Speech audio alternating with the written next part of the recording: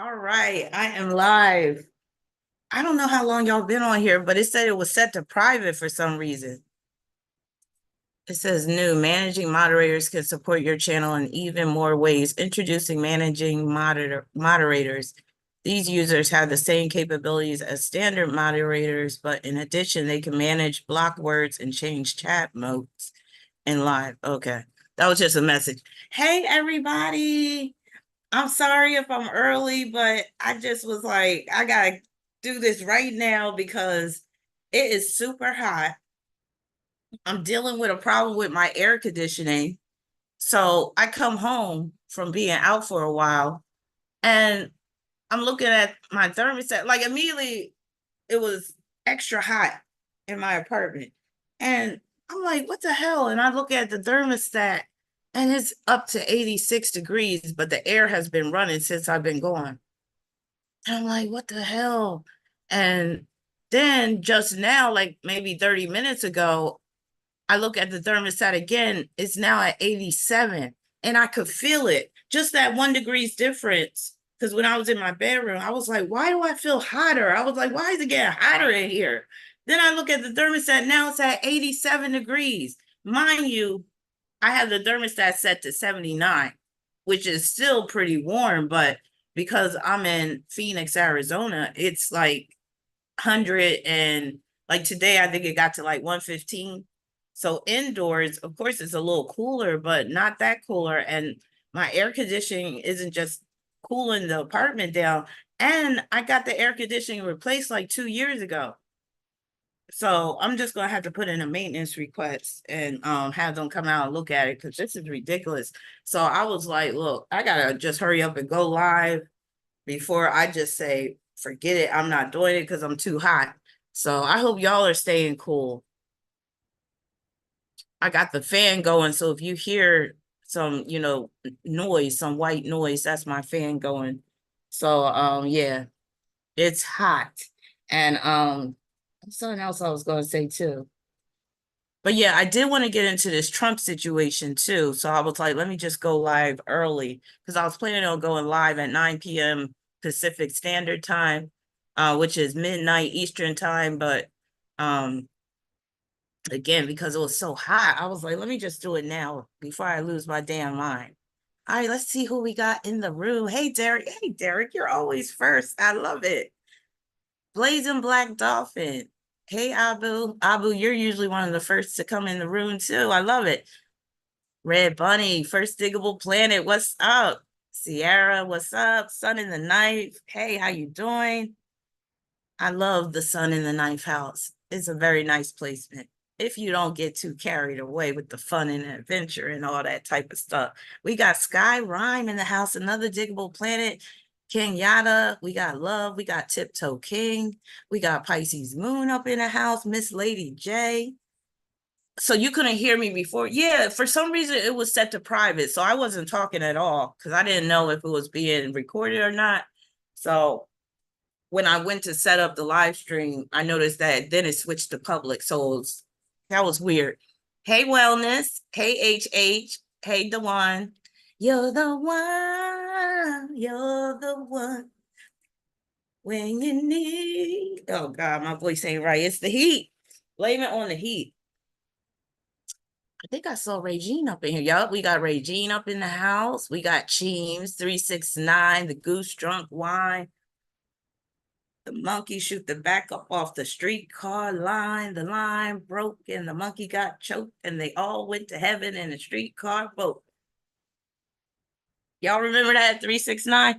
We're going to get into some blasts from the past because it is still cancer season. So forgive me if I start to wax nostalgically and talk about the past and talk about old school type of stuff. Ex girl, what's up? Mimi. And some of the signs are very much inclined to be very much about the old school and very much about back in the day type things. So that would be your Cancers. That would also be your Capricorns. But Gemini is very much like that too. So Gemini, Cancer, Capricorn, those are signs where it's very much they like that whole back in the day feeling.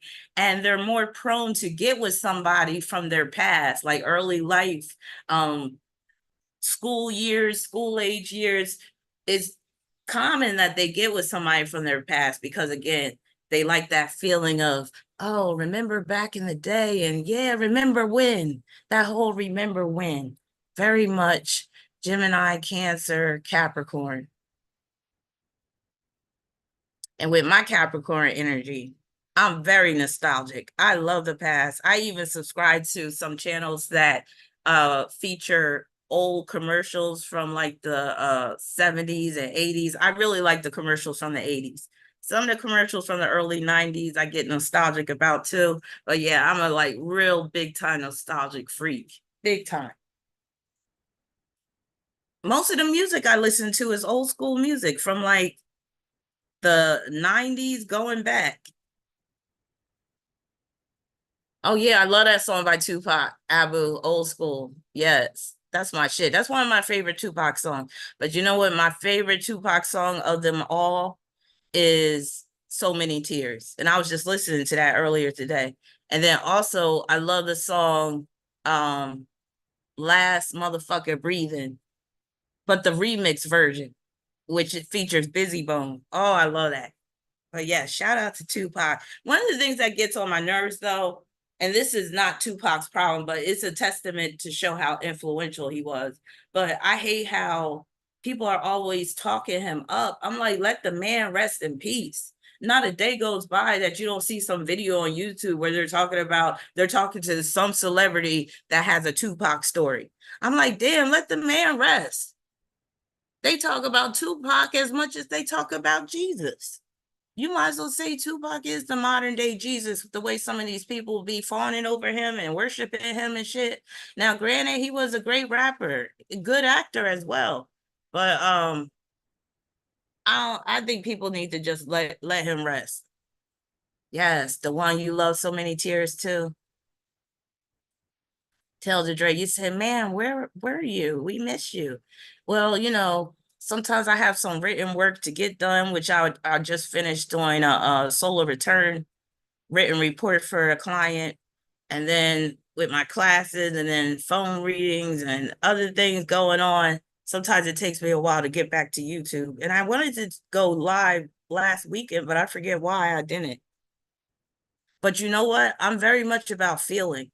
See, I'm not like a lot of these other YouTubers where you're going to see them every day or like 5 days out the week. I'm just not that type. I'm not a sociable person like that. I'm just not. But when it's time for me to socialize, I'm on. I'm on 10. Matter of fact, it's like I'm on 15. So it's like I'm gonna give you my all when I am social. But most of the time, I'm just not a social person. But when you have me, you're gonna have all of me.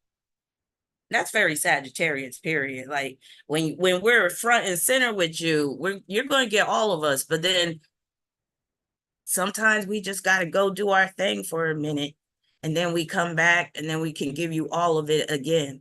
So you really wouldn't want me to be present more often, but I'm half-assing shit, would you? I don't know. Some of y'all might. I don't know. But I'm very much about feeling.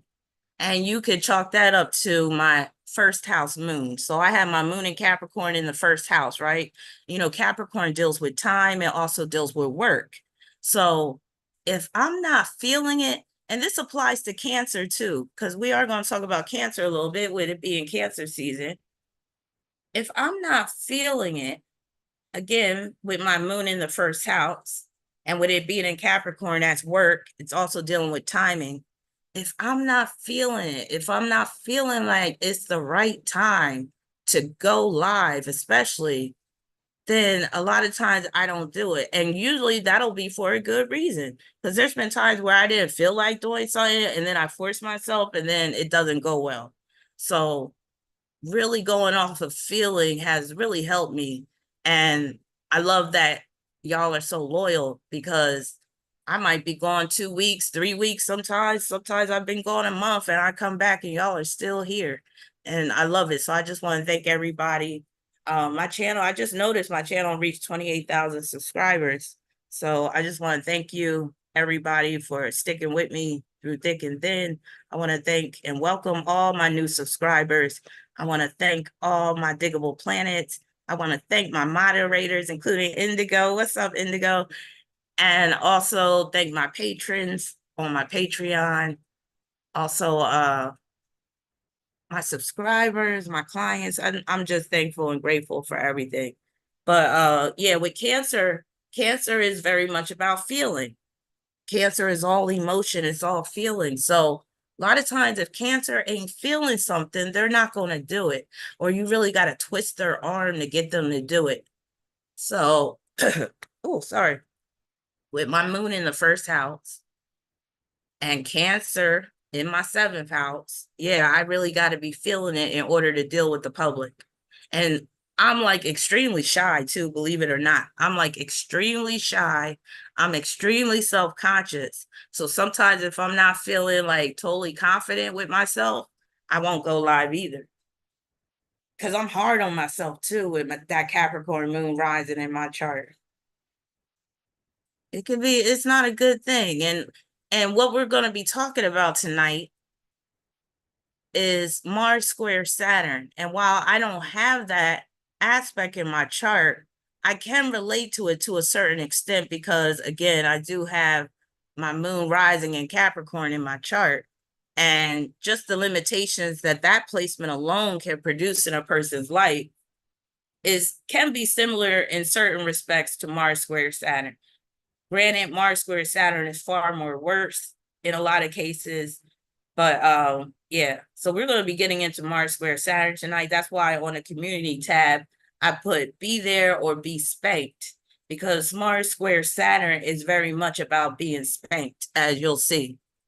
So the one you was born on the 29th, my son was born on the 29th too. He was born on the 29th at 6:29 a.m. and his ascendant is at the 29th degree of Scorpio. Talk about him being stamped with that 29 straight up. And it definitely shows with his, you know, the way his life has transpired. But he does really good with that 29. He really does.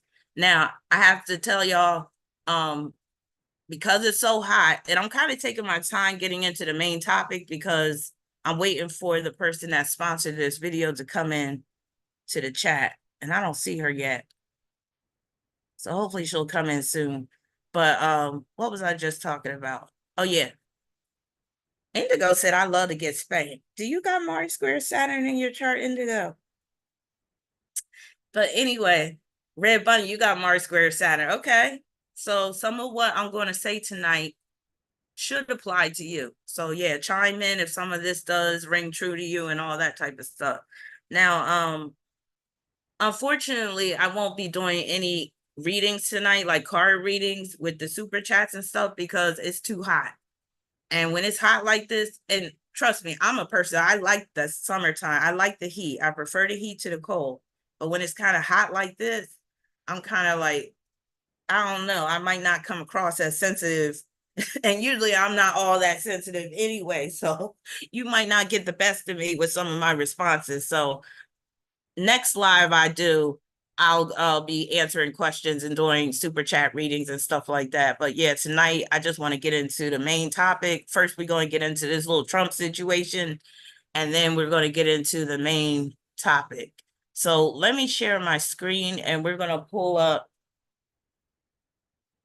my current events PowerPoint. See, I made a PowerPoint just for current events. So when something happens, I could just pull that up and we can discuss some of what's going on. What's going on? What's going on? What's going on? What's going on? What's going on? Tell me what's going on. Brother, brother, there's no need to escalate. War is not the answer, for only love can conquer hate. All right. Marvin said, you know, we got to find a way to bring some loving here today. That's what these people at this Trump rally don't understand. He said, don't punish me with brutality. Talk to me so you can see what's going on. What's going on?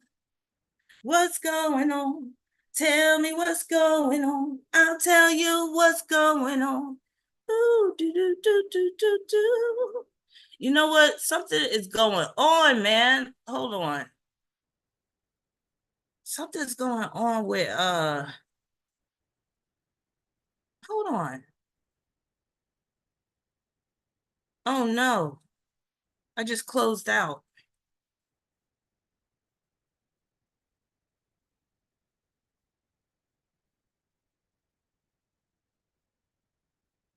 Okay, I thought I closed everything out. Hold on. I gotta reshare my screen.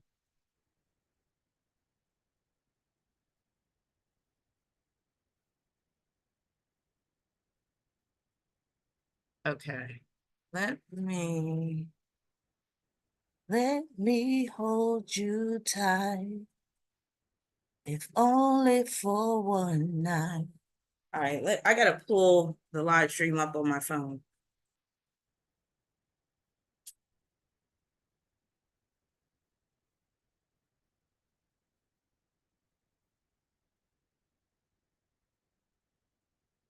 Okay. Merkel said, I can't stand the heat, and I'm a summer baby born in July. Yeah, I don't like extreme heat. Abu said, I have Mars sesqui-square Saturn, so I might relate to this. Yes, you might relate to some of this. Red Bunny said, it's been a wild week. Alec Baldwin's trial for manslaughter also got dismissed because of prosecutorial misconduct, Brady violation. Yeah, but I'm not surprised. Are you really surprised? Because he's a high level actor. Taylor Dre said, also speaking of the weather, this hurricane while the power was out, it made me realize how much I took electricity for granted. Speaking of that, Dre, I feel like that power was out a bit longer than it should have been. I don't know. You're in Texas, right? So you could tell me differently if that's different, but I'm thinking about the last power outage. I'm not sure if it was the Houston area when it was the winter time, and then it was like this freeze that happened, and then a lot of people in Texas lost their power, and then this time around, all these people losing their power. I'm just like, is this some type of social experiment? You know me, I'm a big time conspiracy theorist. I don't usually just digest the official narrative, the quote unquote official narrative. But I'm just saying. All right. So Trump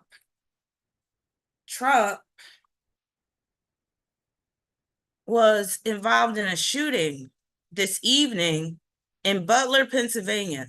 So it says Trump injured in shooting at Pennsylvania rally.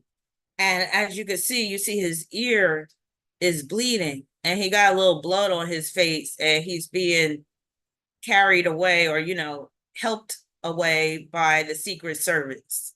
All right, so let's get into this story. Now, before I get into this story, I'll just tell you my position on politics. I am so sick of these politicians. I am so sick of this circus involving Trump and Biden. I'm not a voter. I've only voted once in my life, and that was just to prove a point to my sister. But I don't vote. And I don't vote because I believe that the whole voting process is a sham. And I believe that they already have the president selected, but they just go through this process just to make people believe that they have some semblance of power, to make people believe that we're living in a democracy. So I don't have a dog in this fight between Trump and Biden. I could care less who wins because, in my opinion, the president, or from what I am aware of, the president doesn't really have that much power. It's the people behind him, the shadow government, that has the true power. So whoever is the president, whatever the shadow government wants to accomplish, they're going to accomplish by any means necessary. So if I do have any bias, it's biased towards conspiracy. And it's biased towards, you know what? We may need to dig a little deeper because this official narrative, more than likely is not what really happened. All right, so let me just read this story. Former President Donald Trump was rushed off stage with blood on his ear and face after a shooting during his Saturday evening rally in Butler, Pennsylvania. Trump fell to the ground after the first pop of shots rang out. Secret Service agents rushed the stage to surround Trump as screams were heard from onlookers. After several moments, Trump was brought to his feet by the agents, and he appeared to be calling out to the crowd, and he could be seen pumping his fists as he was whisked away into a vehicle off stage. The Secret Service said in a statement that Trump is safe. Trump posted on Truth Social later Saturday evening, thanking the Secret Service and law enforcement for their response to the shooting. I was shot with a bullet that pierced the upper part of my right ear. I knew immediately that something was wrong in that I heard a whizzing sound, shots, and immediately felt the bullet ripping through the skin. Much bleeding took place. So I realized that was what was happening. God bless America, Trump wrote. First of all, that don't even sound like he was actually. I'm just saying the way that's written. I'll just get into what I feel in a minute. The shooting is being investigated as a possible assassination attempt, according to law enforcement officials. The shooter was killed by the Secret Service. That was very convenient. The agency said in a statement. A rally attendee was also killed, and two others were critically injured. During former President Trump's campaign rally in Butler, Pennsylvania on the evening of July 13th at approximately 6:15 p.m., a suspected shooter fired multiple shots towards the stage from an elevated position outside of the rally venue.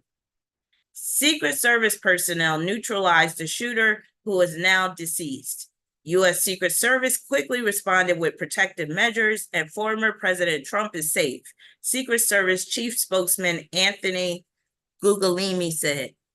3 law enforcement sources said that the shooter was outside the venue at the Trump rally.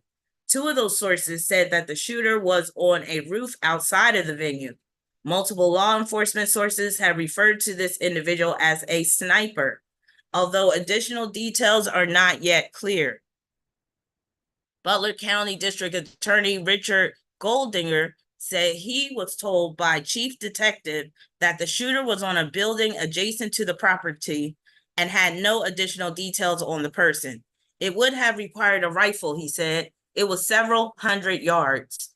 President Joe Biden was briefed in Rehoboth Beach. I'm sure Biden loved this. On the shooting, Secret Service Director Kimberly Cheadle, Homeland Security Secretary Alejandro Mayorkas, and Homeland Security Advisor Liz Sherwood Randall were part of the team briefing the president.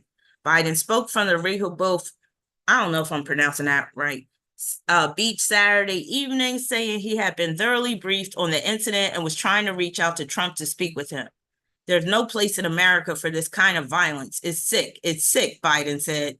It's one of the reasons why we have to unite this country. We cannot allow for this to be happening. We cannot be like this. We cannot condone this. Rico Elmore, a former Pennsylvania legislative candidate who was a speaker at Saturday's rally, had blood all over his white shirt and was walking away from the rally stage as he spoke to CNN and described jumping over the barrier and putting his hand on the head of an attendee who was shot and bleeding.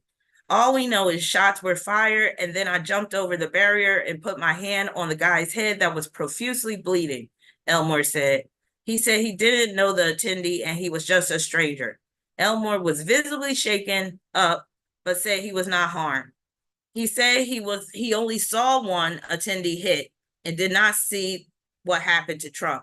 Lawmakers on both sides of the aisle quickly weighed after the shooting Saturday, expressing their horror, condemning the political violence. Leaders around the world sent their well wishes to the former president. All right, I'm not even going to read the rest. Let's just get into some of the transits that are taking place that deals with this shooting. So again, this event took place in Butler, Pennsylvania. It was at a rally.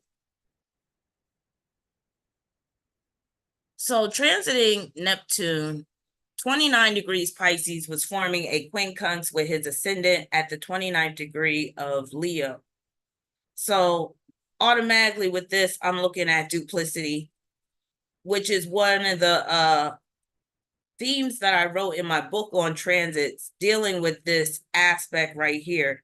Now, I added false flag because that's what false flags are. It's basically duplicity at work, where they're trying to make it look like a shooting, but where an actual shooting didn't take place. Or if it was a shooting, it was purposely orchestrated so that Trump didn't actually get hit seriously.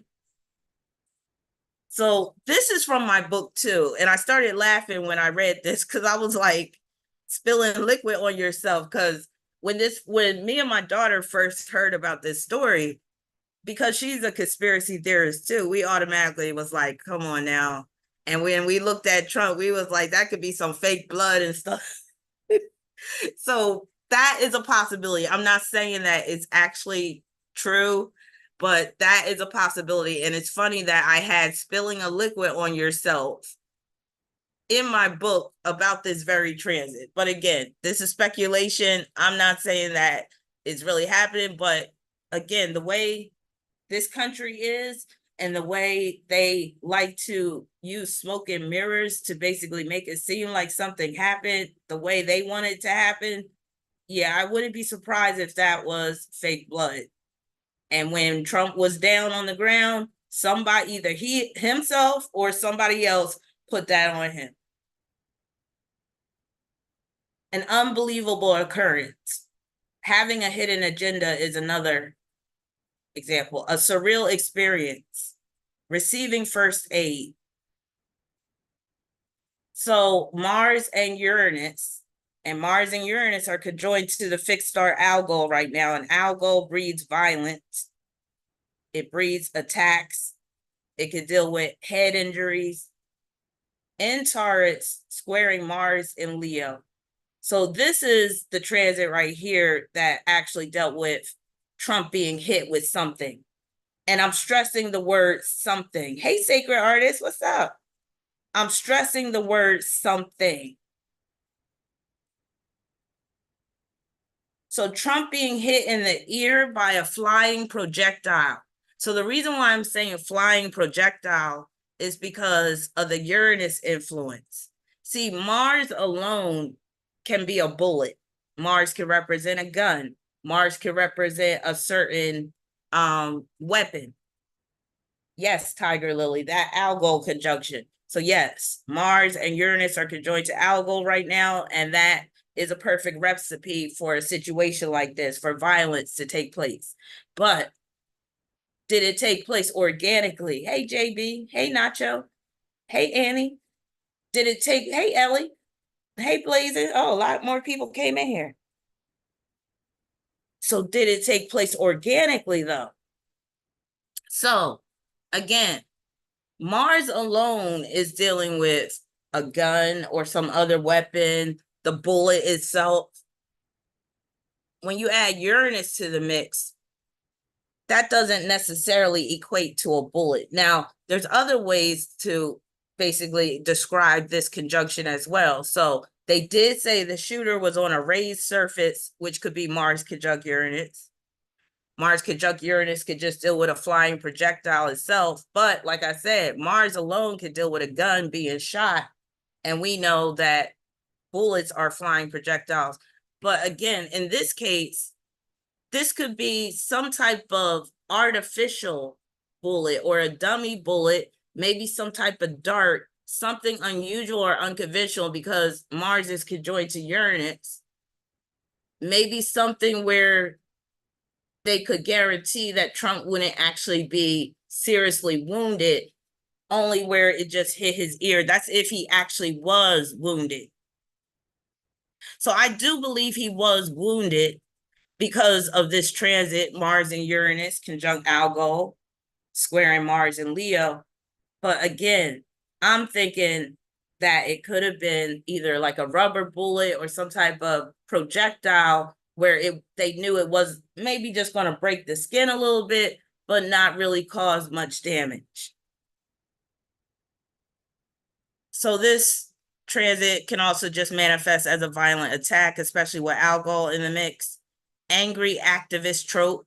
So another possible manifestation of Mars conjunct Uranus could be an angry activist. And the reason why I'm saying trope is because they've done this before. Like there's been some crazy lone gunman who's an activist who's trying to kill somebody that is in power or whatever like that. So more than likely that's what they're spinning, angry activist trope. So the activist would be Uranus, the angry would be Mars. You could say angry, violent activists. Now, I'm also seeing this transit as bad acting on Trump's part. Let's keep in mind that Trump has Mars in Leo. He's also a Leo rising. Now, while Leo does rule leaders, which would include presidents and bosses, which he's been both, Leo also rules actors. And we really have to look at his Mars in the 12th house, because that hookup can deal with somebody who is prone to be deceptive or to pull off a charade. Renee said, definitely stage, always a distraction going on. Yup, that's what I feel like. Love said, I heard it could have been glass shattered from his teleprompter. That's a good point. That is a good point, Love. Very well could have been glass. So yeah, I'm saying bad acting on Trump's part, because when I saw him being walked away, he didn't look like somebody that was just injured. Almost looked like he had a smirk on his face, but he always has a smirk on his face. Transiting Chiron and Aries was squaring his Saturn and Cancer. So this is him being wounded at the rally. With Saturn and Cancer being in the 11th house, that's him at the rally. And then Chiron and Aries is representing him being wounded, supposedly by a shooter. So this could be being grazed by the bullet. But again, I have bullet in quotes because it may not have been a traditional type of bullet, or it may not have been a bullet at all. This could play out as a security breach, sabotage, disruption. So the rally was disrupted, of course, agitation, animosity, strife or chaos on the job, and dealing with a fake or a phony. And this comes from my book. So again, I had some of these already written out in my book. So when I went to my book to see what I had written down about this transit, I'm like, oh yeah, dealing with a fake or a phony. So again, this could have been a rubber bullet. If we're talking about Chiron and Aries, on one hand, Chiron and Aries could deal with a wounded self, and it could be as a result of getting cut, stabbed, burned, shot. But then Chiron and Aries, if we just take Aries to represent a gun, right? Chiron can deal with, there's something unconventional about the gun, like a, what would you call that? Like a pop gun or a bop gun, or some type of gun that's not what, like a gun that shoots blanks even, or something that appears that is not exactly what it appears to be, you could say, because Chiron can deal with things that are either artificial or something's just unusual or something's just offbeat or unconventional about it. And to me, this was the nail in the coffin for me to believe that this was a stage event. Transiting North Node in Aries is trining Trump's Pluto in Leo. So this is a transit of empowerment. Empowerment through what? Empowerment as a result of surviving an attempted assassination. The ability to wield more power and influence over others. A successful secret collaboration or conspiracy.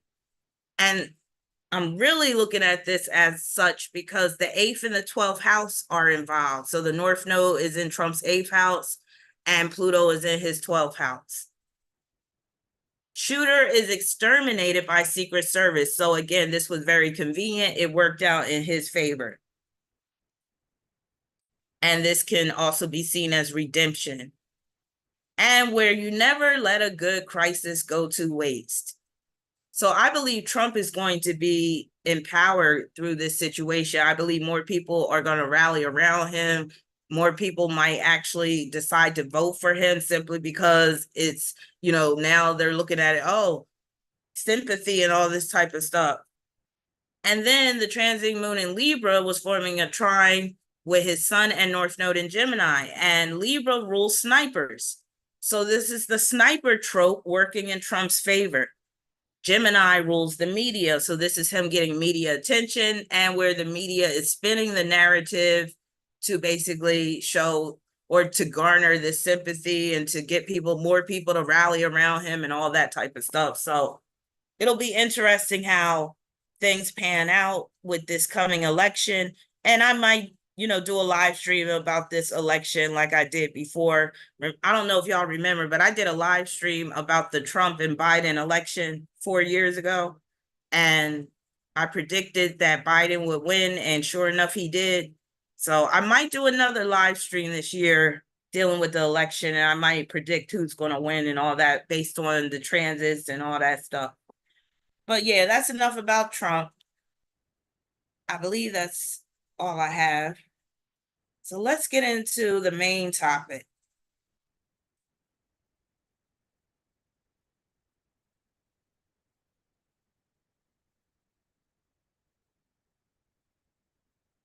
All right, let me share my screen.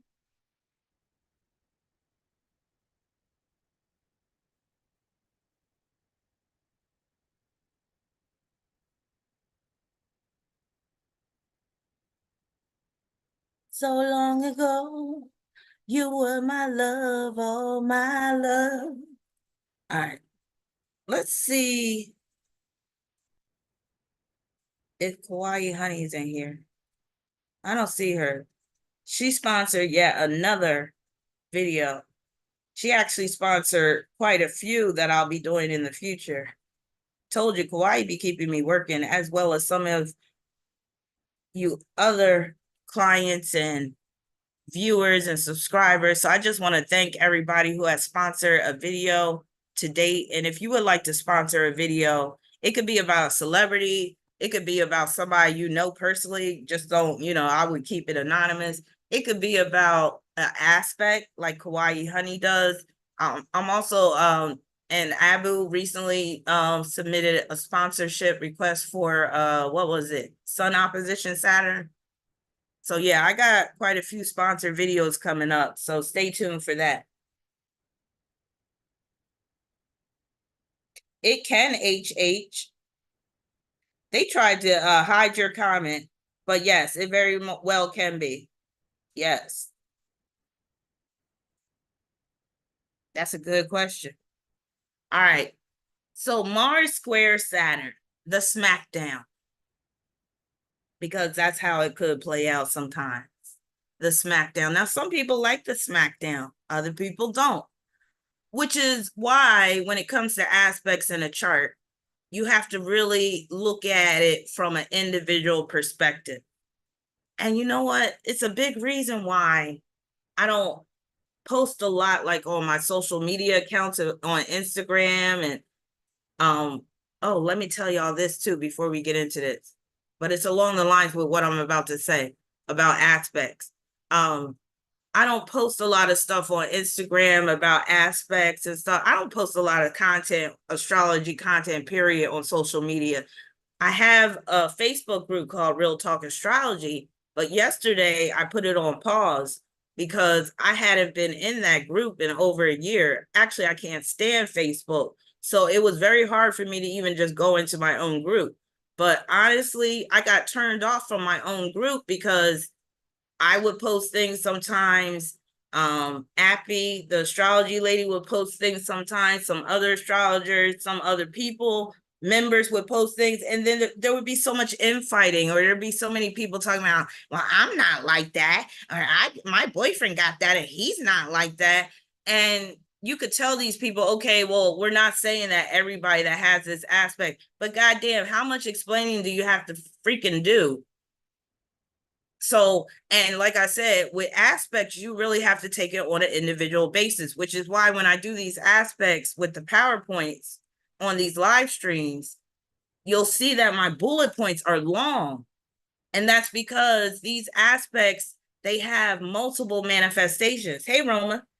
They have multiple manifestations, and not every manifestation will apply to everybody that has that aspect, but at least one of the manifestations will.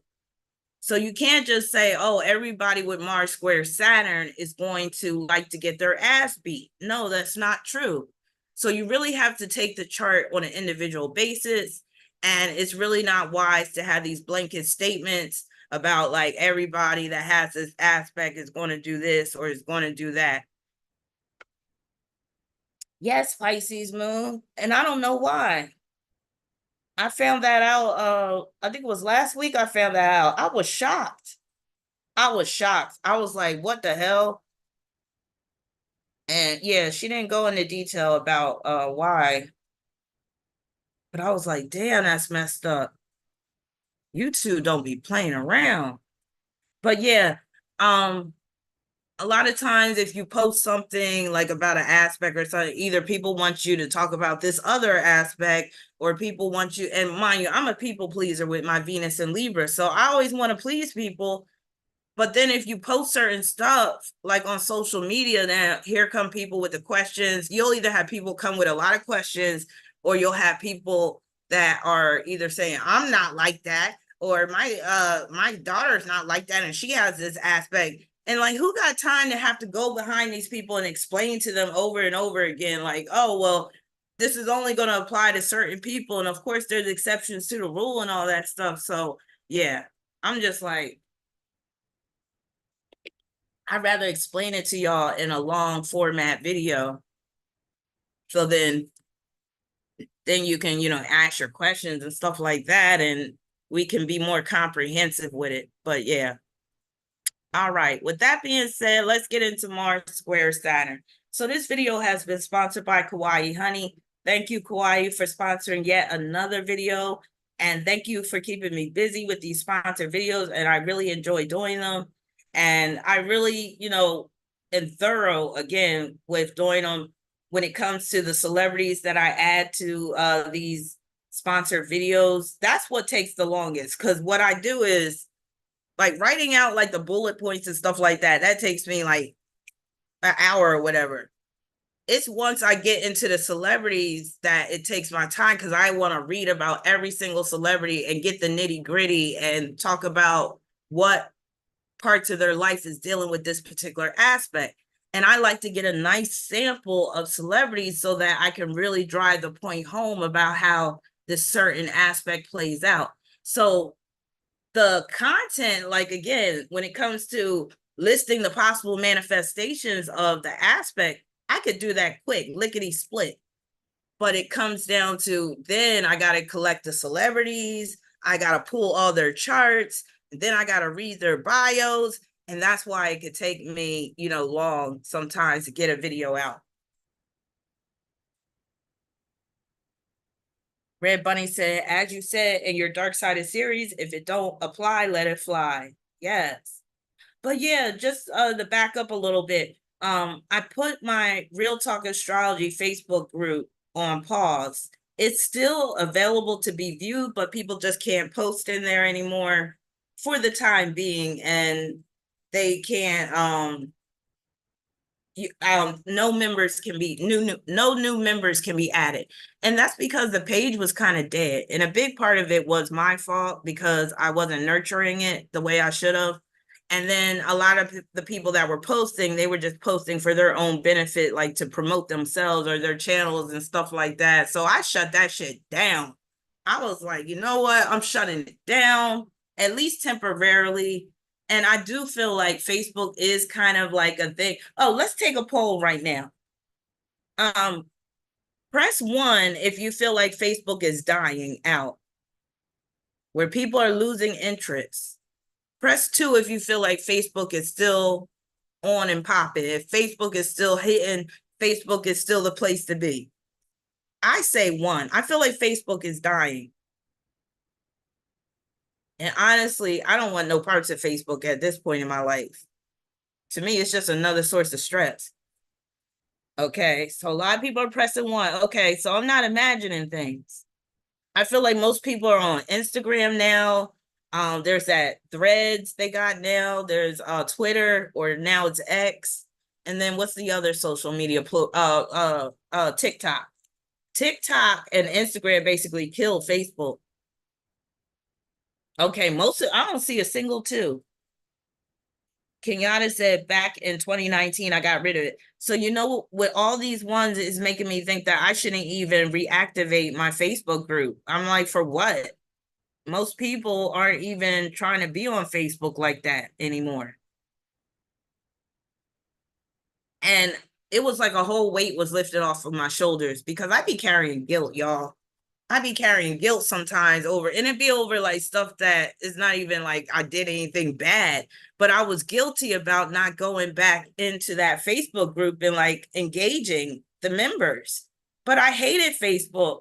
And again, I felt like anytime I did engage, either the response was very small or you was getting pushed back from people. And I'm just like, you know what? Y'all can have this shit. I'm at the point in my life where I'm trying to reduce as much negativity as possible. All right. So yeah, thank you, Kawaii Honey, for sponsoring this video. So Kawaii wants to know, does this aspect make one more violent or have anger issues? So I'm answering these questions up front, and then we're going to get into the possible manifestations, Kawaii. Then we're going to get into your aspect in particular, and then we'll get into the celebrities. So I said the potential is present. So the potential is present for violence, anger issues. However, anger tends to be seething when you have Mars square Saturn, or you could say stifled, pent up. Anger is not outwardly or easily expressed when you have Mars square Saturn, which can be kind of dangerous when you do reach to that level where you kind of, just go off. Or you could say anger tends to be redirected in a structured way, which can also be ugly as well, because that's where we can get the whole S&M thing going on. You said, why do so many athletes, generals, and sometimes murderers have this aspect? That's one thing I love about you, Kawhi. You be doing your research about like different celebrities and important people that have certain aspects and placements and stuff like that. So I commend you with that. You're a Virgo, so you're very much about getting the details. So the reason why this aspect is prolific in the charts of athletes, generals, and sometimes murderers is due to the potential for hard hits. So hard hits, also concussions. So getting hit hard. There's different ways of getting hit, right? When you get hit, like where it's like slap, or where it's like hit where you almost feel like you're being flattened, that's like Mars square Saturn. And also Mars square Saturn can play out as a concussion. So some of you guys, especially people that are into sports, might have heard of the term CTE. Please tell me what that stands for, because I forget. I looked it up and everything. What does CTE stand for? But it deals with basically dealing with a concussion. And certain athletes, especially like football players, boxers, people who get hit to take hits to the head can get a concussion. And that's very much Mars square Saturn. Also the punishing aspect that comes with Mars square Saturn and the sadism that can come from Mars square Saturn explains that. Also, Kauai wants to know, do the concepts of this aspect change depending on one's gender? And I said, most definitely. For women, a lot of the manifestations can be projected onto men. Keep in mind that Mars rules men. So for a man with Mars square Saturn, he's going to be internalizing more of that Mars square Saturn aspect than a woman will. And if for women, if she's heterosexual, she really got to be careful about her choice of men if she has Mars square Saturn in her chart. But in some cases, some women with Mars square Saturn, they don't like men at all and they're lesbians. And I don't think I put that in there, but that's something to take a mental note of, or physical note. Some women that have Mars square Saturn, they don't want to deal with a man at all. And as a result, they're either a lesbian or they just remain single.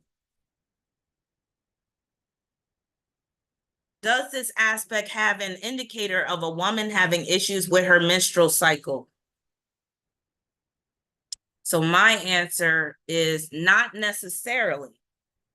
It depends on the signs, house placements, and rulerships. So in some cases, Mars square Saturn can deal with menstrual problems, but the only way we could see if that's the case is by looking at the signs involved and also the house placement and the house rulerships. So that's how we'll be able to determine if this aspect does play out as menstrual issues, because both Mars and Saturn alone don't deal with the menstrual cycle. So if Mars square Saturn is going to produce some problem with the menstrual cycle, then like a sign like Cancer will need to be involved. Even Scorpio could be involved.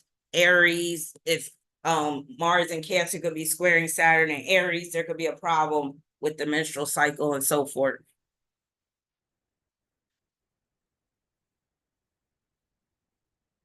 Then you said, please tell me how this aspect plays out in famous and well-known individuals' charts.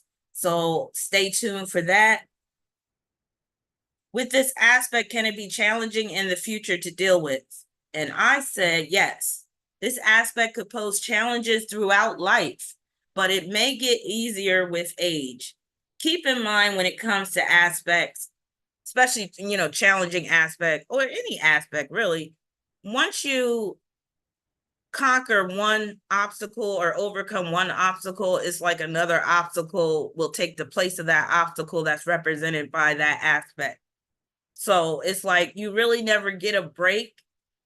But, and I'm not saying you're always going to be dealing with problems with this aspect day in and day out. So there might be years where you really don't have to deal with the problems that come with that aspect, directly. But then there could be something that comes up later on in life, a lot of times dealing with one's health, that could play out.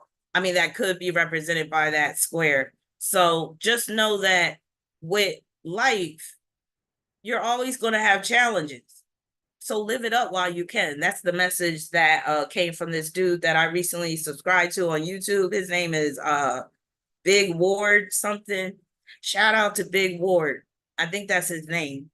I'm just becoming familiar with the dude, but he did a video today where he's always in his car, and that's because he's either always in his car or his truck. He drives a truck for a living. He's a Gemini. But anyway, so he was saying today that basically life is meaningless. But he really didn't mean it that way. But he was basically like, don't sweat shit and have as much fun as you can, because every time you turn around, there's a problem. Life is going to constantly bring you problems and challenges. And that's how you got to look at aspects in your chart. And where our free will comes in, sometimes we could choose what type of challenge that we're going to have. Like, for instance, with Mars square Saturn, if we're dealing with a woman or a gay male that has that aspect and they've been mistreated by men through that aspect, they might decide, you know what, I'm just going to be single for the rest of my life, because I don't want to go through that with that Mars square Saturn influence anymore. So that's where your free will can come in, where you have a choice on whether to even engage that aspect alone. Now, keep in mind, with that choice, you're still engaging that aspect, but you're working more so on the side of Saturn than Mars, which brings me to this question. What are ways to improve this aspect? Number one, get your priorities straight, because Saturn rules priorities. And when you have Mars square Saturn, you could have misplaced priorities.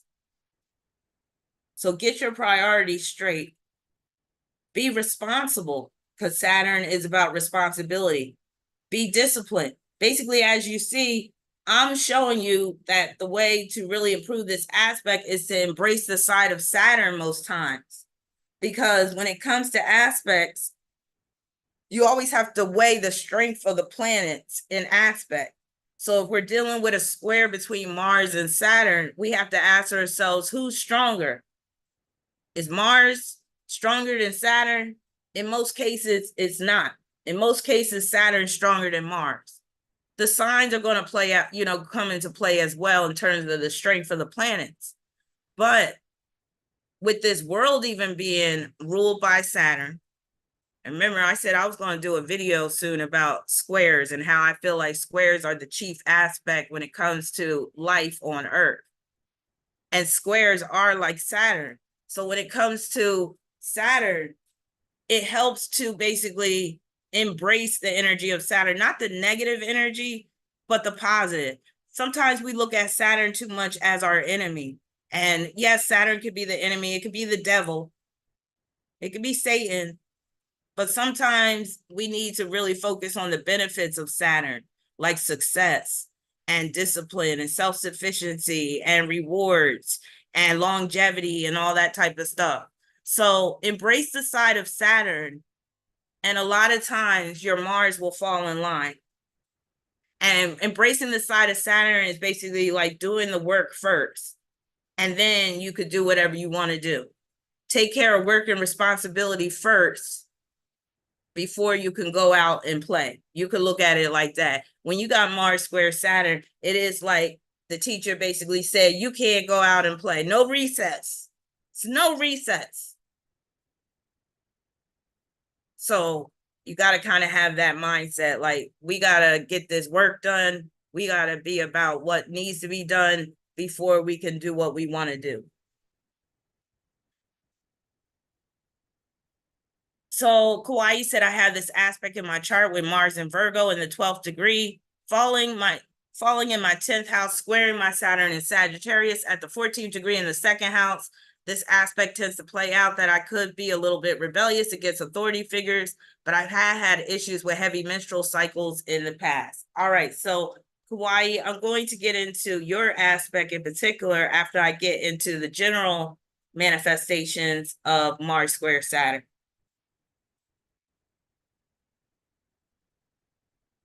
All right.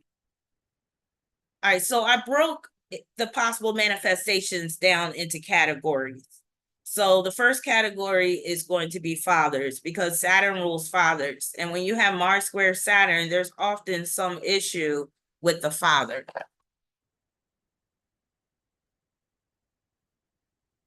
I will be your father figure. Put your darling hand in mine. I will be your preacher, teacher, anything you have in mind. All right.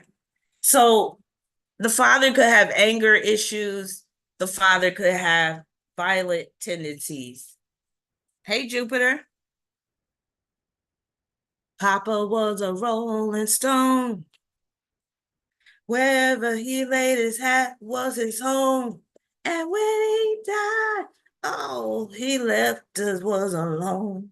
Yes, Papa could be a rolling stone when you got Mars square Saturn. Papa might not want to stick around too long.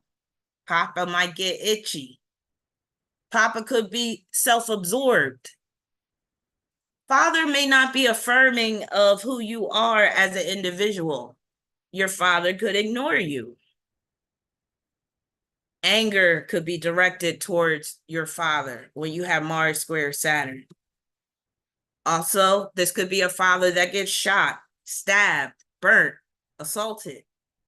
And it doesn't have to mean because he's for the streets. It could just mean maybe he just got into a bad situation one day. It could have been a case of road rage or whatever. Next thing you know, somebody's shooting him. Father could be very prohibitive, meaning father could be very strict. Father could be very controlling. You may feel like you can't do what you want to do because your father is always on your back. And in some cases, the identity of one's father is unknown with Mars square Saturn. Or it could even be where it's a mistaken identity. All right, so let's get into how Mars square Saturn can affect the persona or one's identity. Inhibitions is a big one. So being inhibited, not feeling free to be who you really are or to express yourself freely or to operate freely. Also, Mars square Saturn can produce tightly controlled actions. Think of a perfect example, even though I'm getting ahead of myself. But before I forget, because I'm not sure if I wrote this down dealing with her. But Nicki Minaj has Mars square Saturn, right? Hey, Benita. Nicki Minaj has Mars square Saturn, right? So when I talk about tightly controlled actions, almost where the person can come across as looking mechanical, or I like to use the word wooden. I like to use the word where they could be very like what do you call that? Not robotic, but where they're stiff. And just think about when Nicki Minaj was doing the Barbie thing, and how she would be stiff like a doll and she would be moving her eyes around and stuff like that. That's very Mars square Saturn. Know what else? Know who else was doing that? Who got Mars square Saturn? And I didn't include her because my list started off being like 27 celebrities and I had to cut it down. I was like, this is too much. So I had her originally on the list, but I decided to take her off because there's not much interesting about her. But Margot Robbie, so, Margot Robbie, she's the chick that played Barbie in the Barbie movie. She has Mars square Saturn. So that's representing her tightly controlled actions as well. Hesitation. So when you have Mars square Saturn, you might be hesitant to do certain things. Conflicts with authority is a big one.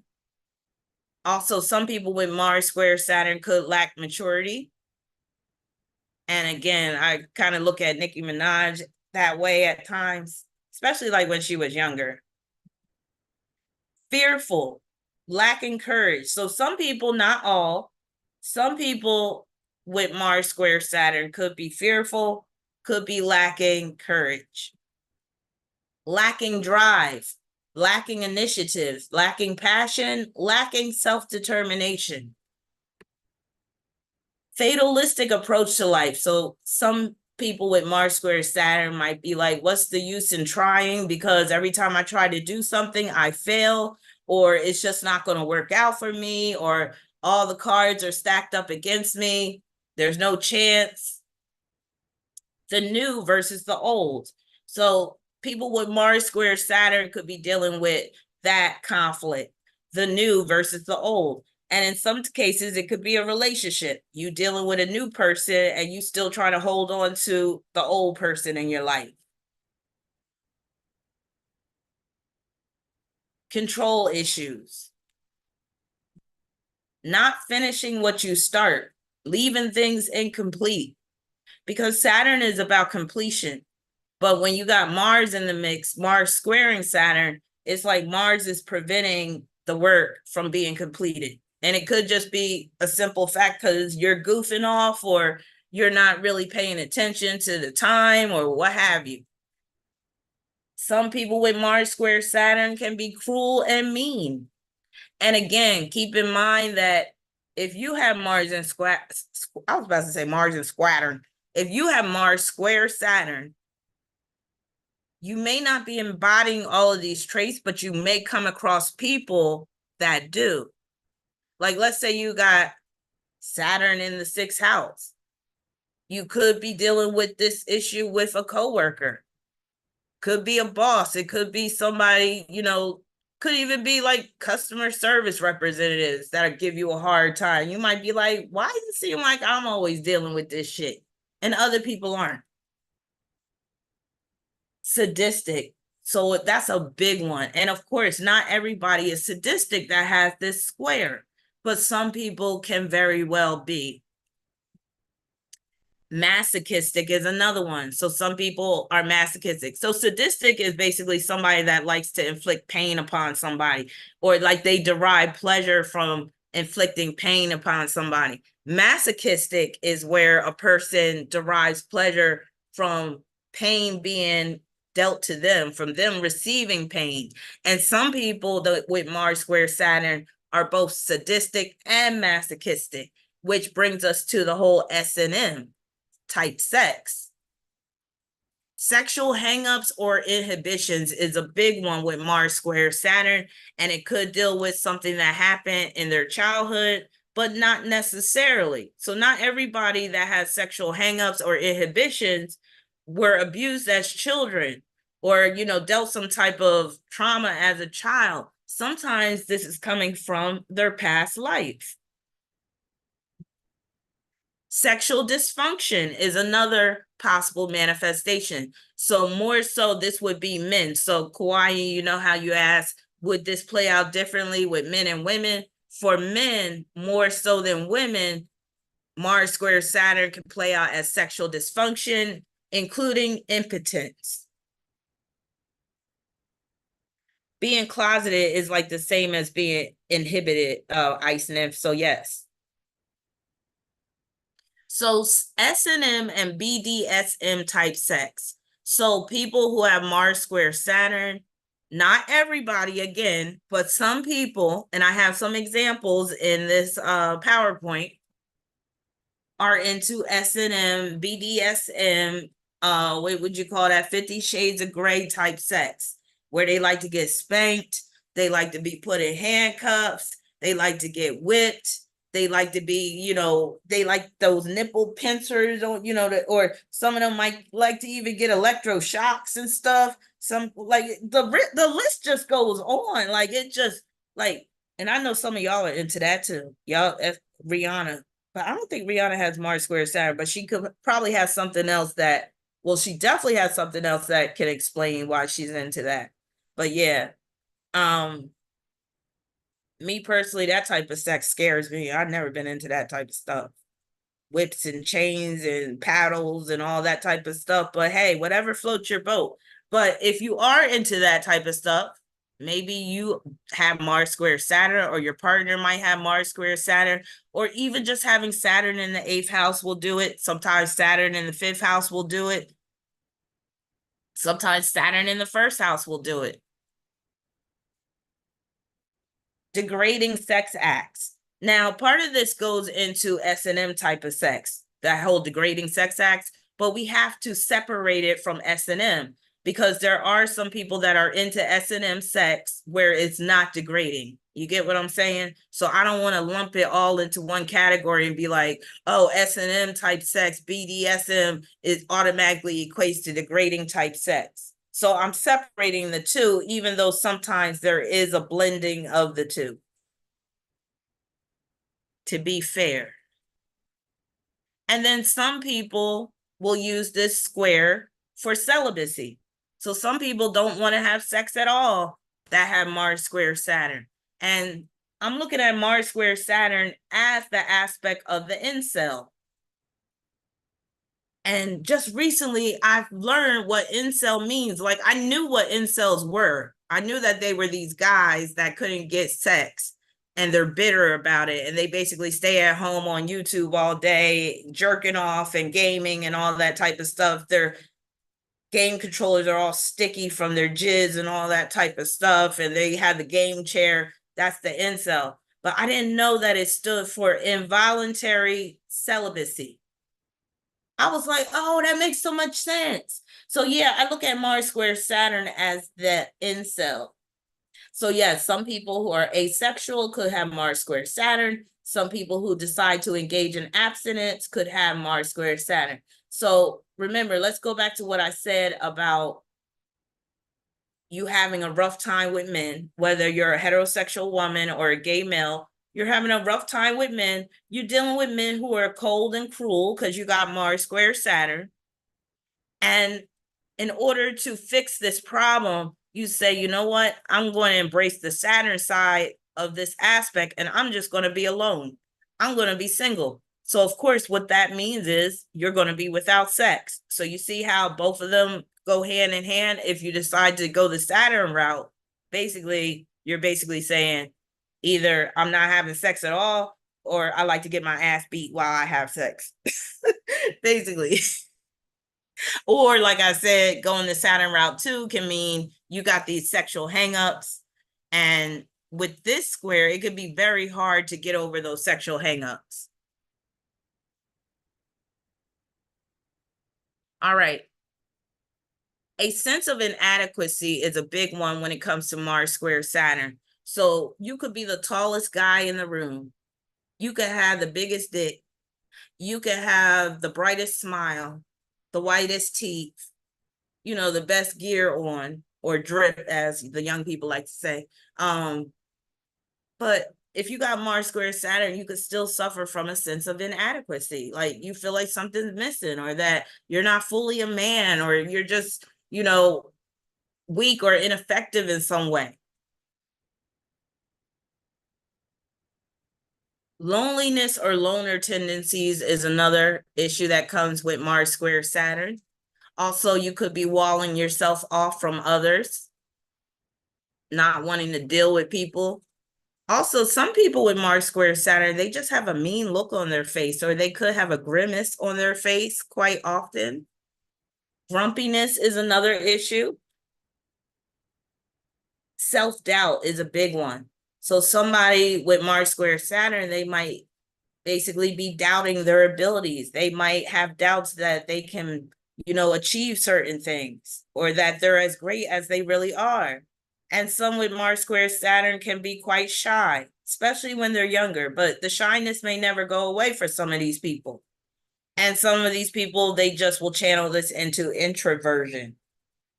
But where this would be something where it's more so extreme introversion, where the people really can't tolerate being around people quite often. Austere. I love that word austere. That's because I'm a Capricorn moon rising. But austere, meaning severe or strict in manner, attitude, or appearance. So you might have heard of the term austere measures. So if you have a leader of a country and he has Mars square Saturn, he could basically institute austere measures, meaning you're dealing with lean times. Like you're going to ration out food, you're going to raise taxes, you're going to make it so that the cost of living is super high. Basically, a lot of people are being more austere nowadays in terms of their living situation, simply because the prices are so high. But yeah, some people could basically live an austere type of life simply because they got Mars square Saturn. They might look austere in terms of their appearance. And like I said before, when it comes to anger, because Mars rules anger, but when Mars is squaring Saturn, anger tends to be seething, and anger can be held in. Seething meaning extremely angry, but unable or unwilling to express it clearly. So that's another reason why with Mars square Saturn, the person could become a masochist, because that anger is basically being internalized. It's not being really pushed out. And if it is, it's being done so in a more structured way, if you get what I'm saying. So that is where, a person could be either sadistic or masochistic. Maybe they weren't allowed to express their anger in some cases, because that could have been you grew up with a really strict father, and maybe every time you show anger, he whooped you. So you learned how to keep it in. So your anger is seething. All right, so let's talk about mode of operation, because Mars deals with your mode of operation, how you operate, how you get down. So stop and go. That's Mars square Saturn. So Mars is about go, but Saturn is saying stop. So when you got Mars square Saturn, your life might consist of a lot of stop and go. Like 1 minute you're going strong, and then next minute something stops you in your tracks. Or you just might operate that like that, period. It might be in terms of work. You work for a couple of years and then you conveniently get injured so that you don't have to work. Stop and go. Leaving things incomplete. So I already mentioned that, but I'm just reinforcing it because it can be part of one's mode of operation. Also, this is very much hurry up and wait. You might have heard of that saying, hurry up and wait. I remember I went to a friend's wedding one year, and one of the wedding attendees was like, yeah, it's a lot of hurry up and wait. And that's very much Mars square Saturn. And sometimes if you're rushing when you got Mars square Saturn, you're going to mess things up anyway. So it's best to be very patient when you got Mars square Saturn, but you might lack patience when you have Mars square Saturn. Periods of inactivity. So that kind of goes along the lines with stop and go. So there might be times where the person is inactive. Either they're out of commission, they're out of work, what have you. Could be due to an injury where they can't be physically active. Also, being the Punisher. So sometimes people with Mars square Saturn, they're going to assume the role of the Punisher. The manic depressive. So some people with Mars square Saturn display traits of manic depression. So Mars would be the manic side, Saturn would be the depressive side. Conquering your fears. So some people with Mars square Saturn are like, you know what, screw that. I'm not going to allow my fears to get the best of me, and I'm going to work hard to conquer my fears. But like I said, with these aspects, you could conquer one fear, and then next thing you know, another fear comes up to take the place of that previous fear. So you might be trying to conquer your fears your entire life. Just think about a mountain climber. You know, mountain climbers, they have a set of mountains that they aspire to be able to climb. And they might start off with the smaller mountains and then work their way up to what they call the 8,000ers, which is 8,000 meters or higher. I don't think they ever get beyond 8,000 meters. But anyway, once they get to the 8,000s, now they're dealing with a new level of fear. So that's basically what I'm saying. Like, you could conquer one fear, but then another fear comes in and takes the place of that previous fear that you just conquered. Facing or fighting discrimination. Severity. So some people with Mars square Saturn are very severe. Some people with Mars square Saturn will face severity in some way, shape, or form. Austerity measures. So I already mentioned about austere with the mode of operation. Like I said, somebody with Mars square Saturn could be instituting austerity measures, and another person with Mars square Saturn, they could be a victim of those austerity measures. Evil deeds, devilry. So this is embracing the dark side of Saturn. So remember, I said to basically improve this aspect, or to make this aspect really work to the best of your ability, it would help to embrace the side of Saturn more. But I said the positive side. Now, some people with Mars square Saturn, they embrace the negative side of Saturn, and they basically become devils, or they commit evil acts, evil deeds, devilry.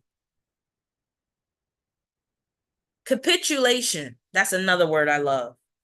I'm a wordsmith. I love words. I love vocabulary. Capitulation. The action of surrendering or ceasing to resist an opponent or demand. So if you have Mars square Saturn, don't be surprised if you have to capitulate every now and then. And oftentimes, capitulation means bowing out gracefully, or that's the way you should do it. Or you could say basically yielding. Yielding is a softer term. It's more softer than capitulation. Capitulation is like you don't have no choice. You basically have to give in. Rage Against the Machine. You know, I saw Rage Against the Machine back in 1997. You know, Rage Against the Machine, they're what would you think? I guess you would put them in the alternative rock genre. But yeah, they opened up for Wu-Tang. So I saw Wu-Tang there. I was at the Wu-Tang Forever tour August 16th, 1997, and Rage Against the Machine opened up for them. So when I was preparing for this Mars square Saturn, Rage Against the Machine came up in my head, and I was like, oh yeah, good memories. But anyway, that is one of the ways that you could be operating when you got Mars square Saturn. So Mars would be the rage, the machine is Saturn. So the machine could be a corporation, the machine could be the government, the machine could be something that is basically limiting your ability to do what you want. All right. Before we get into the rest of the possible manifestations, I just wanted to throw this in there real quick. So Conor McGregor, MMA fighter, what else do you call them? UFC fighter. I don't, as you could tell, I don't get into UFC and MMA, but as I was preparing for this video, Conor McGregor came up as one of the people with Mars Square Saturn. So of course I had to read about this dude and learn about him. And I seen a couple of his fights. And I have to admit, the boy is bad in more ways than one, that is. So Conor McGregor, he has Mars Square Saturn, and he embraces more on that, more of the Saturn side of this aspect. So he said doubt is only removed. Remember, I said Mars Square Saturn could deal with having self-doubt. He said doubt is only removed by action. If you are not working, that is when doubt come in. Conor McGregor. So Conor McGregor is a Cancer, and he has Mars in Aries in the 12th house, squaring Saturn and Capricorn in the 8th. So with this, basically, because he's a UFC fighter, MMA fighter, he has to have some type of sadomasochistic tendencies, right? Anybody that takes hits in the ring, in the cage, or what have you, is going to have some type of sadomasochistic tendency. You got to be able to take a hit if you're a fighter, right? It's not just about hitting other people. You got to be able to take a hit too. And some of them like taking hits. So with this square, he could reserve his sadomasochistic tendencies for the cage. That cage is represented by the 12th house. So Mars in the 12th house, that's him being in the cage. But so he could reserve his sadomasochistic tendencies for the cage, meaning for the UFC fights. But I found a few quotes from Reddit where they're talking about how Conor McGregor gets down in his private life. So one person said, yeah, that whole rape situation is what made me tap out on supporting him. It was very awful and it sounded very believable. He allegedly raped her with her tampon inside, and it lodged it further up inside her. He's not a good person, and now it's pretty apparent that he's likely very evil. So remember I said doing evil deeds? Yeah. Degrading sex acts. Then you know he attacked an old man for not wanting whiskey, cheated on his wife multiple times, recently attacked a woman to the point she jumped into the ocean to escape him. That along with his crying after the Dustin fights. Anybody a fan of Conor McGregor? Hey, problematic. Right? You said I love a Scottish accent. And then someone else said multiple sexual assault allegations, multiple assaults on strangers, cheating on his wife, offering Dustin Poirier a donation to his foundation, then not following through when he lost, showing no respect after losing to Poirier and saying your wife's in my DMs, blatant racism toward Khabib, insulting Khabib when his father died, and list continues. I was a big McGregor fan in the past, and I tried to remain one, but his behavior has just made that impossible. Another manifestation of Mars Square Saturn is developing a bad reputation, which is what Conor McGregor has developed over the years. But I did see that McGregor Khabib fight, and Khabib whooped his ass.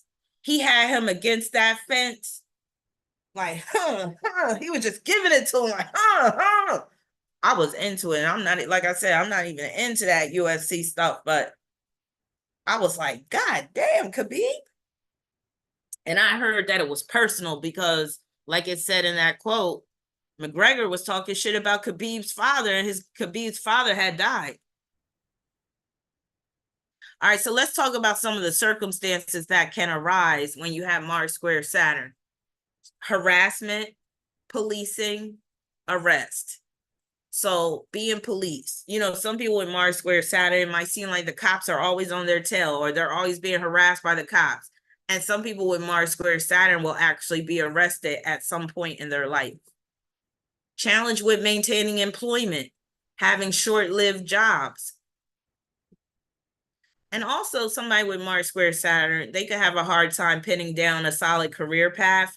They might, be in a career for a couple of years and then switch to something else. And then they don't like that. And then they switch to another career path.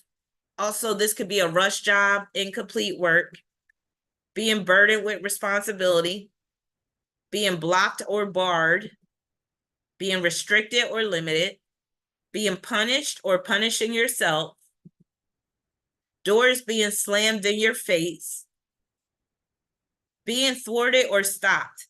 This Mars square Saturn is kind of, and I stress kind of, like having Mars retrograde, because Mars retrograde can cause you to beat yourself up. And when you have Mars square Saturn, that's like you punching yourself in the face because you're upset with yourself. Being thwarted or stopped. And Mars retrograde can cause you to be more hesitant. It could cause you to be more inhibited than someone that has a direct Mars. Being thwarted or stopped. Facing severe repercussions. A tarnished or bad reputation, like how I was mentioning with Conor McGregor. Bad business practices. Setbacks, inactivity, degeneracy or decline. I love that word too, degenerate. I love it. Like, you degenerate. Ugliness. Sometimes you deal with people that are just ugly. Sometimes it could be in the physical sense even. And sometimes it could be in the figurative sense where their personality is just ugly. But some people with Mars square Saturn, they might have been called ugly when they were growing up, or at some point they might get called ugly, even if they're not ugly. Fighting or defying the signs of aging. So you'll have some people with Mars square Saturn that maintain a youthful look. So it's like they're thumbing their nose up at Saturn, because Saturn deals with age and Mars does deal with fighting, which is why I say fighting the signs of aging. Now, some people with Mars square Saturn, oh, I love that word too. Desolate, yes. That's such a juicy word.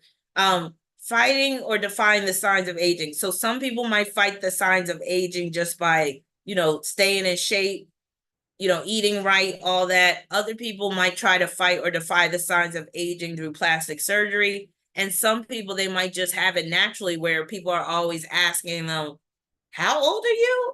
53. You don't look like you're 53.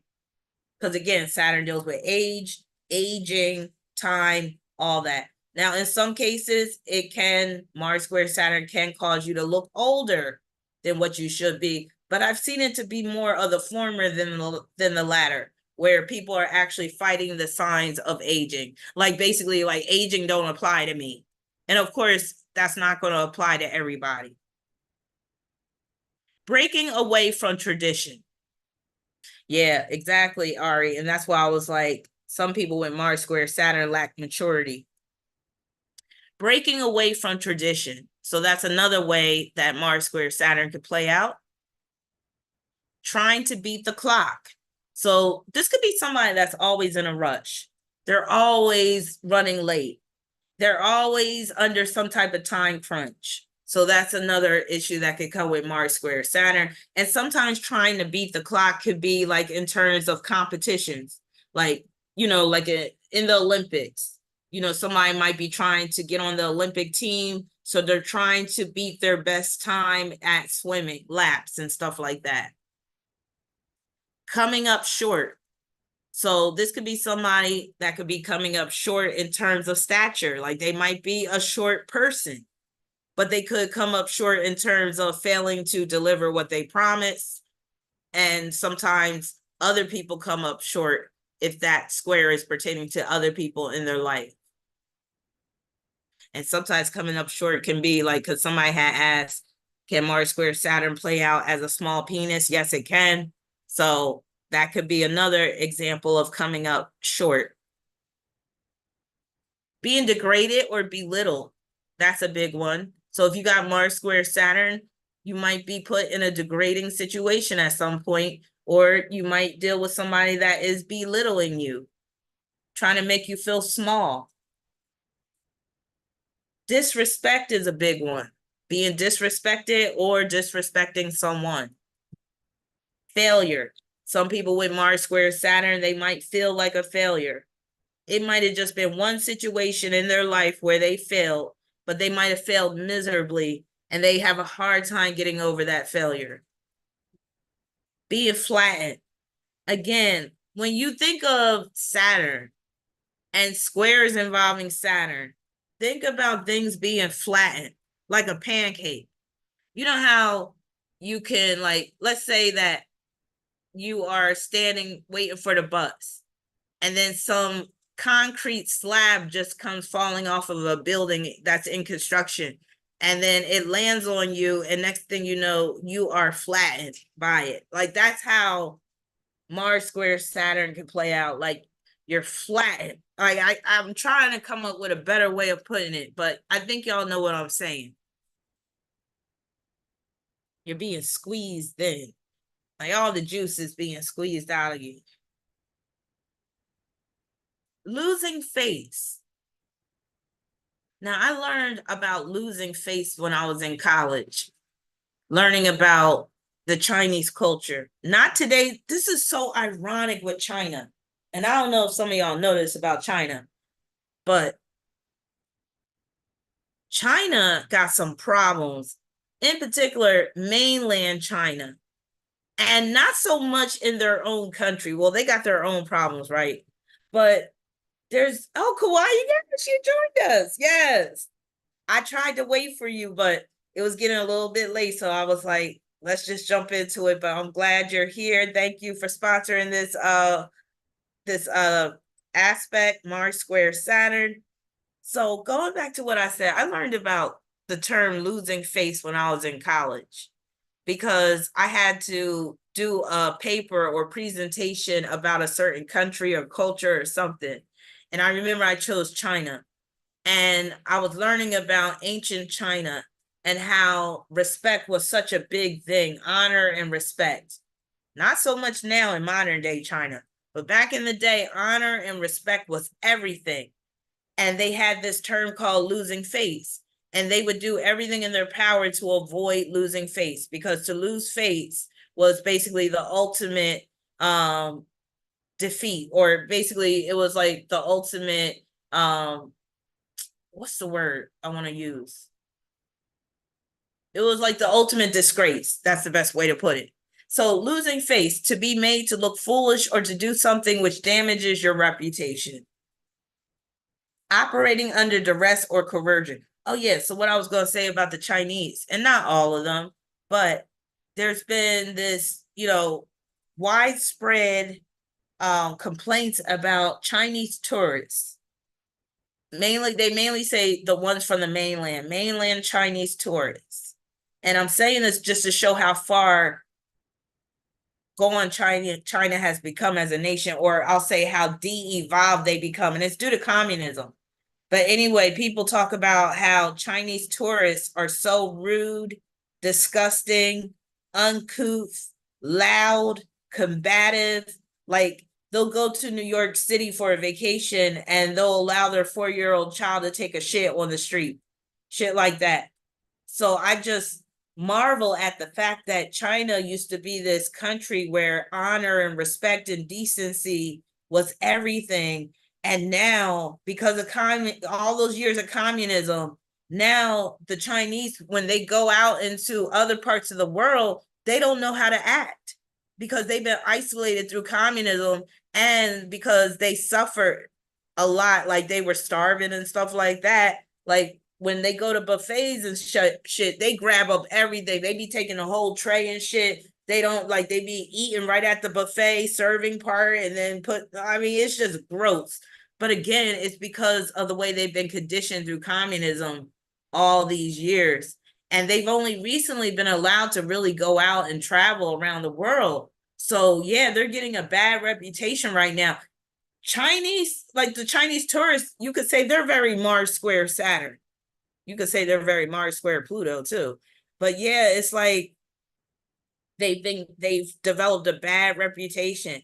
Like the Japanese, I think they had started putting signs up for the Chinese in particular, saying don't poop in public or don't do this and don't do that.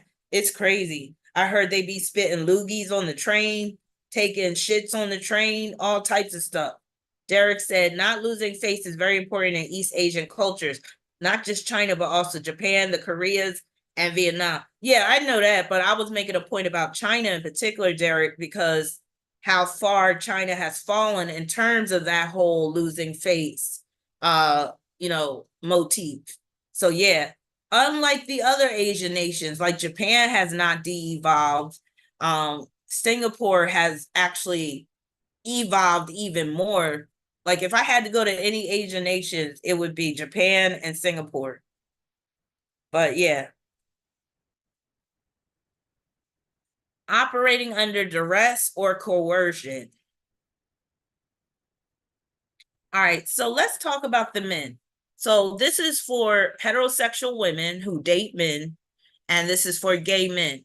So if you have Mars square Saturn, you got to think about how that's going to play out with the type of man that you have in your life or the type of man you attract. So just know you're going to be dealing with some hardships in terms of men when you have Mars square Saturn. Now, some of these hardships may not be that bad. They might be actually, you can actually deal with it. Because one of the issues could be your man is working all the time and you hardly have any time to spend with him. And therefore, that's how that Mars square Saturn is playing out. And you can deal with that. But then it can also play out in uglier ways as well.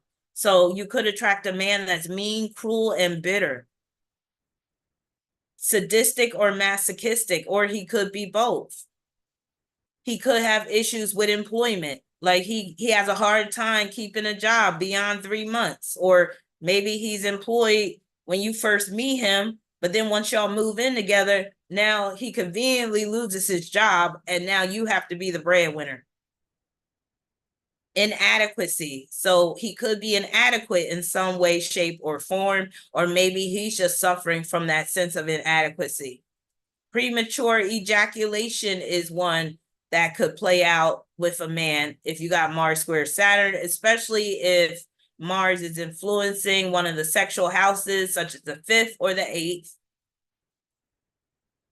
Erectile dysfunction is another one. I feel for you sisters and gay men that got Mars square Saturn, because this could take all the fun out of the bedroom. Lord have mercy.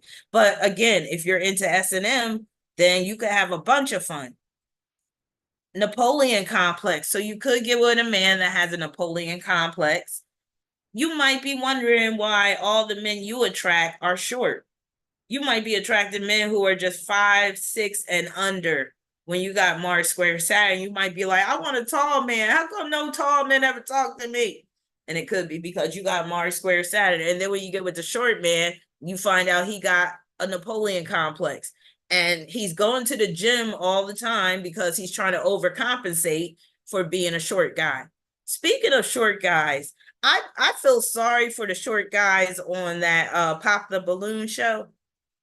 Me and my Pisces daughter, we've been getting into that show pretty hard recently because it's really entertaining. I tried to resist watching that show with all my might, but it wasn't really until my Gemini friend, my male Gemini friend, he texted me and he sent me a link to one of those episodes and he was like, have you seen this? And I'm like, yeah. So I started watching it even more and more. And I noticed that a lot of the short guys, they don't really get much play. And I'm not surprised because a lot of women, they really don't want to deal with a short guy. But let me tell you, ladies, them short guys, they know how to throw that dick. Honestly. And I would say the best height in terms of a man with in terms of sexual performance is right around that 5'8", 5'9" category. See, a man that's too tall, sometimes he can't really get in the right position and hit it right and move like a shorter guy can. Men that are short and compact, they're some of the best lovers. Trust me. Especially again, I'm gonna throw 5'7" in there. No, we're gonna bring it down to 5'5". Between 5'5" and 5'9", those are the best dudes in bed, for real. You get a guy that's about 6'3", 6'4", he can't do too much. Even when it comes to hitting it from the back, you gotta be careful with that, because if he's too tall, that means he gotta bend his knees, and now he gonna have knee problems when he get in his 50s and 60s. And if y'all get married, then he gonna be blaming you. So yeah, unless you're tall and he's tall, then the doggy style ain't gonna be a problem. But if you're short and he's tall, how's that gonna work out? Like, he's gonna have to bend his knees a little bit. And if you like it doggy style, that means your man is working overtime to try to please you. And you better be pleasing him back, because he put in some work. Honestly, I give men credit, because I couldn't be a man and be doing all that humping and pumping. I'd be tired. I'd be like, shoot. I'd be like, ride me. I'd be like, do that reverse cowgirl shit, because I ain't doing shit tonight. I'm tired. Lace and Black Dolphin said, I love men that are 7 foot. Yes, we doing it after dark tonight. So yeah, tall men, they have their benefits. Like, I was talking to my son today, and we were talking about the balloon game. And I was telling my son, I was like, yeah, you got an advantage because you're tall. My son is 6'3", and I was playing around with him because I was like, you ain't 6'3", you 6'2". I was like, you lying about that extra inch. But no, he's actually 6'3". So my son, he's automatically at an advantage, and he's a handsome boy, handsome man. He's 21. I need to say man. It's hard for me to think of my son as a man, but he's a man now, 21. So he's good looking, he's tall. But I told my son, I was like, see, the women, they ain't gonna pop their balloons until you start opening your mouth and talking. And he was like, nah, Mom. He was like, I got game. He was like, I know what to say to women and stuff like that. But yeah, just to show you though, I'm just bringing it back. Mars square Saturn can produce issues with height in some men, and they could develop a Napoleon complex. But again, going back to what I said about tall men, yeah, there's benefits to tall men, but there's also some disadvantages as well. And like I said, I'm short, period. I'm 5'2", so I don't have no problem getting with a dude that's 5'6", 5'7". If you're taller than me, it's all good. Like, for real. As long as you're not fat. Like, I couldn't deal with a short, fat dude. That's where I draw the line. So I forgot who mentioned small penis, but here it is right here. Yes. Some men, not all, some men with Mars square Saturn could have a small wee wee. And I'm saying wee wee because that's what you call a small penis. You would never call a big dick a wee wee, would you? So that term wee wee, that was for when it's small, you know what I mean? So might have a small wee wee, but there's nothing wrong with that, because guess what? It just means that you got to find the right person that likes small wee wees. And trust and believe, there's women and gay men out there that prefer small wee wees. Not everybody could take a big old kielbasa sausage now. So yeah, like I was telling my daughter the other day, I was like, I truly believe there's almost somebody for everybody. And some people don't even like sex like that. So those men that have the small wee-wees, you need to get with a woman or a man that appreciates a small wee-wee. Maybe they like the tongue better than the wee-wee. Blazing said, like Fat Bastard from Austin Power. I was just watching that the other night. Yes, they are Vienna sausages. And some people have a taste for Viennas. Like, for real. Not everybody wants the big old bratwurst. Sexual hangups. So you could get with a guy that has some sexual hangups. Maybe when he's having sex with you, he don't want to look at you. Maybe he only, like, he doesn't want to kiss you. Maybe he what could be another sexual hangup? Maybe he forces you to get in the shower before you have sex every time. Or yeah, maybe he only just wants to have sex in the bedroom because he thinks having sex outside the bedroom, there's something wrong with that. And maybe he needs to pray before he has sex and stuff like that. You know, there's weird religious people out there like that, where, you know, before they have sex, they got to pray. All right, let's get on our knees and pray before you get on your knees and serve me. That type of stuff. Overcompensating for a lack of masculinity. So this goes back to what I was saying about a feeling of inadequacy. So some men, if they don't feel like they're fully masculine, they might be in the gym all the time. They might be taking that creatine or that gain builder or whatever, the big old bottles of powder that they be making the protein shakes with. That shit get on my nerves, honestly. Any dude that goes to the gym, if you go to his house, he gonna have one of them big old tubs of that protein powder to make shakes with. And they swear that shit's doing something. I'm just like, okay. So yeah, overcompensating for a lack of masculinity is one.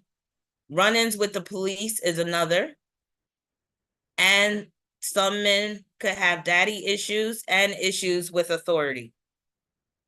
Blazin said, God has created us for differently for certain people. Yes, indeed. And there's some women out there that have serious problems with their genitals or like with their pelvic floor, and some women really can't handle intercourse. So that's what the men with the small penises are for. They're for women like that. Some women have what is that called? Is it called vaginismus, where you try to have sex and then the vagina tightens up spontaneously? But I think that's also like that's dealing with that pelvic condition. All right, let's talk about what can happen with health. So, with Mars ruling the brain disorders are possible when you have Mars square Saturn. So that can include stroke, CTE, and I forget again what CTE stands for, but basically, yes, Ellie, thank you. But yes, CTE, that is what a lot of athletes end up with, especially in the high contact sports like football, ice hockey, boxing, MMA, UFC. CTE is one of the results that they end up with as a result of getting concussions. Cerebral palsy is another possible problem that can come with Mars square Saturn as well. So in general, disorders of the brain.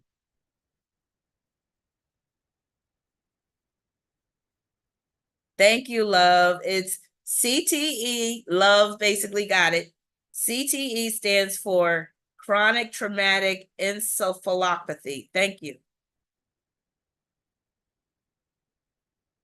And basically, they say once you have CTE, you might become a whole different person. And a lot of times, people with CTE have serious anger problems. They can become violent, head and face injuries.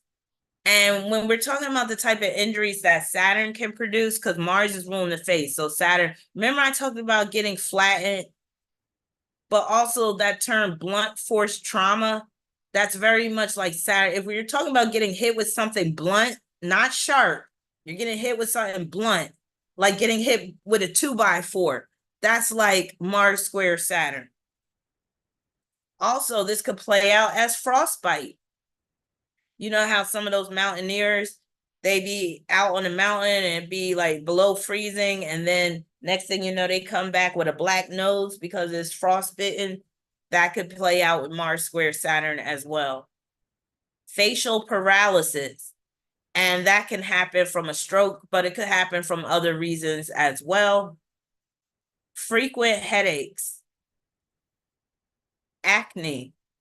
Now we got to keep in mind that Saturn rules the skin. Hey, Tara, thanks for joining us. We got to keep in mind that Saturn rules the skin. So when you have Mars square Saturn, you could be dealing with some disorders of the skin. Oh yeah, I'm getting to it, Kawhi. You came just in time because I didn't even get into your square in particular. So stay tuned. Stay with me. So acne, rashes, rosacea, skin disorders, and irritations.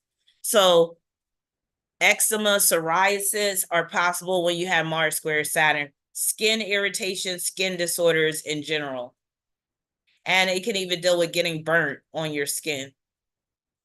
Dental problems, especially gingivitis, shy teeth. What I mean about shy teeth is, you know how sometimes it could take a while for teeth to come down fully out of the gums. So it could be that, or maybe somebody has baby teeth. Weak jaw. So some people with, and I got a couple examples of celebrities that got weak jaws that have Mars square Saturn. Getting a tooth knocked out. That's possible when you got Mars square Saturn, because Saturn rules teeth. Knee injuries and disorders. Saturn rules the knees. So knee injuries and disorders are possible when you have Mars square Saturn. Joint pain is also possible. Hair loss or thinning hair. If you got Mars square Saturn, you can't play around too much with your hair. So don't try to like be dyeing it all these crazy colors. And definitely you definitely want to stay away from bleach. And you want to be careful with just any chemicals in the hair. And be careful who you go to get your hair styled or cut, especially cut, because they might cut off too much. But yeah, hair loss, thinning hair is possible when you have Mars square Saturn. And anemia, which is an iron deficiency. With Mars ruling iron and Saturn ruling deficiencies, when you have Mars square Saturn, you could very well end up with anemia. And you could be suffering from low energy as well. All right, Kauai, now you're up with your aspect in particular. So you got Mars in Virgo squaring Saturn in Sagittarius, with Mars being in your 10th house and then Saturn being in Sagittarius. I think your Mars is at the 12th degree and then Saturn is at the 14th degree. So that you would consider that a rather tight square. Tight meaning it's rather intense. So you asked about the menstrual problems, Kauai. So when I looked at this square in your chart, I was like, oh, okay, yeah, this most certainly can deal with her menstrual problems. So let me tell you how this could play out for you in particular. So you see how you got Mars in Virgo, and Virgo rules the abdomen. So as you see, neither of these signs deal with the menstrual cycle in general. Sagittarius doesn't rule the menstrual cycle or the uterus, and neither does Virgo. And remember, I said this is where you have to take the house placements into account and the house rulerships. So your Mars and Virgo is your abdomen. And you got Saturn and Sagittarius. Sagittarius deals with growths. So this can produce a distended abdomen. So for instance, your abdomen could stick out. And in some cases, if it gets worse, you could look pregnant. And that could be due to fibroids or endometriosis. So Kauai, if you're having, Saturn in the 2nd house. Did I say a different house? I'm sorry. Oh, I don't know if I did. I'm just running my mouth. But like I said, I don't know, Kauai, if you've ever been tested for fibroids or endometriosis, but you very well could have them due to this aspect, and especially because you're saying you have these menstrual problems. So yeah. And Saturn rules your 4th house through Aquarius, if I'm not mistaken. And that would be your uterus. So that 4th house is ruling your uterus. So this is how it ties in to your uterine menstrual problems. Also, Kauai, appendicitis is possible. So you had anemia. So, okay. Yep. Mars square Saturn. So I don't know if you've ever had appendicitis, Kauai, before, but if you haven't, that's a possibility. So if you ever start to feel a sharp pain at the bottom right part of your abdomen, that could be a sign of appendicitis, and you want to get into the doctor as soon as possible. So Kauai, you said you had your fibroid removed in December last year. So, okay, makes sense. So you see again, Mars in Virgo squares Saturn and Sagittarius. This is representing the fibroids you have. And you might even have endometriosis as well, especially if you have severe periods, because some women have both fibroids and endo. I think I have endo. I wouldn't be surprised if I had a fibroid as well. I never got checked out because for them to determine that you have endometriosis, I know you have to get an invasive procedure, like an endoscopic exam. And I'm not trying to do all that right now. And then fibroids, I don't know if they can show up on an ultrasound or what, but or if the doctor could just feel your uterus and feel them. Let me know, Kauai. But yeah, appendicitis is possible. Gallbladder disease is possible as well. So to prevent gallbladder disease, you really just got to make sure you're not eating a lot of greasy, fatty foods. but sometimes I think gallbladder disease could be hereditary, but just know that that's possible with Virgo ruling the gallbladder. And then you could just deal with bouts of indigestion. You could be dealing with constipation from time to time.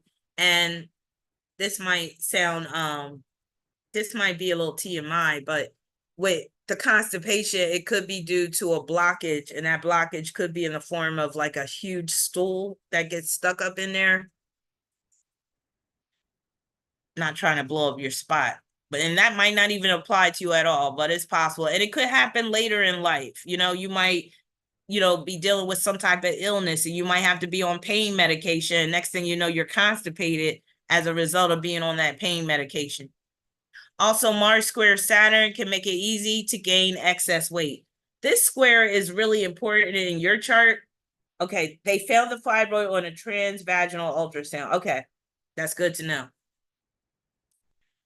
So this square is really important for you, Kauai, because Mars is co-ruler of your chart, with you being a Scorpio rising.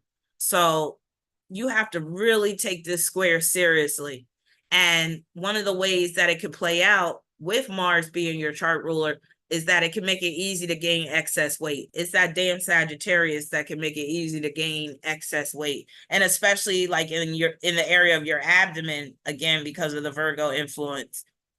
And also there's potential for colon cancer. I know this sounds horrible right now, and again, it doesn't mean that you're going to get all this, but you already did confirm that you have fibroids, you had one removed.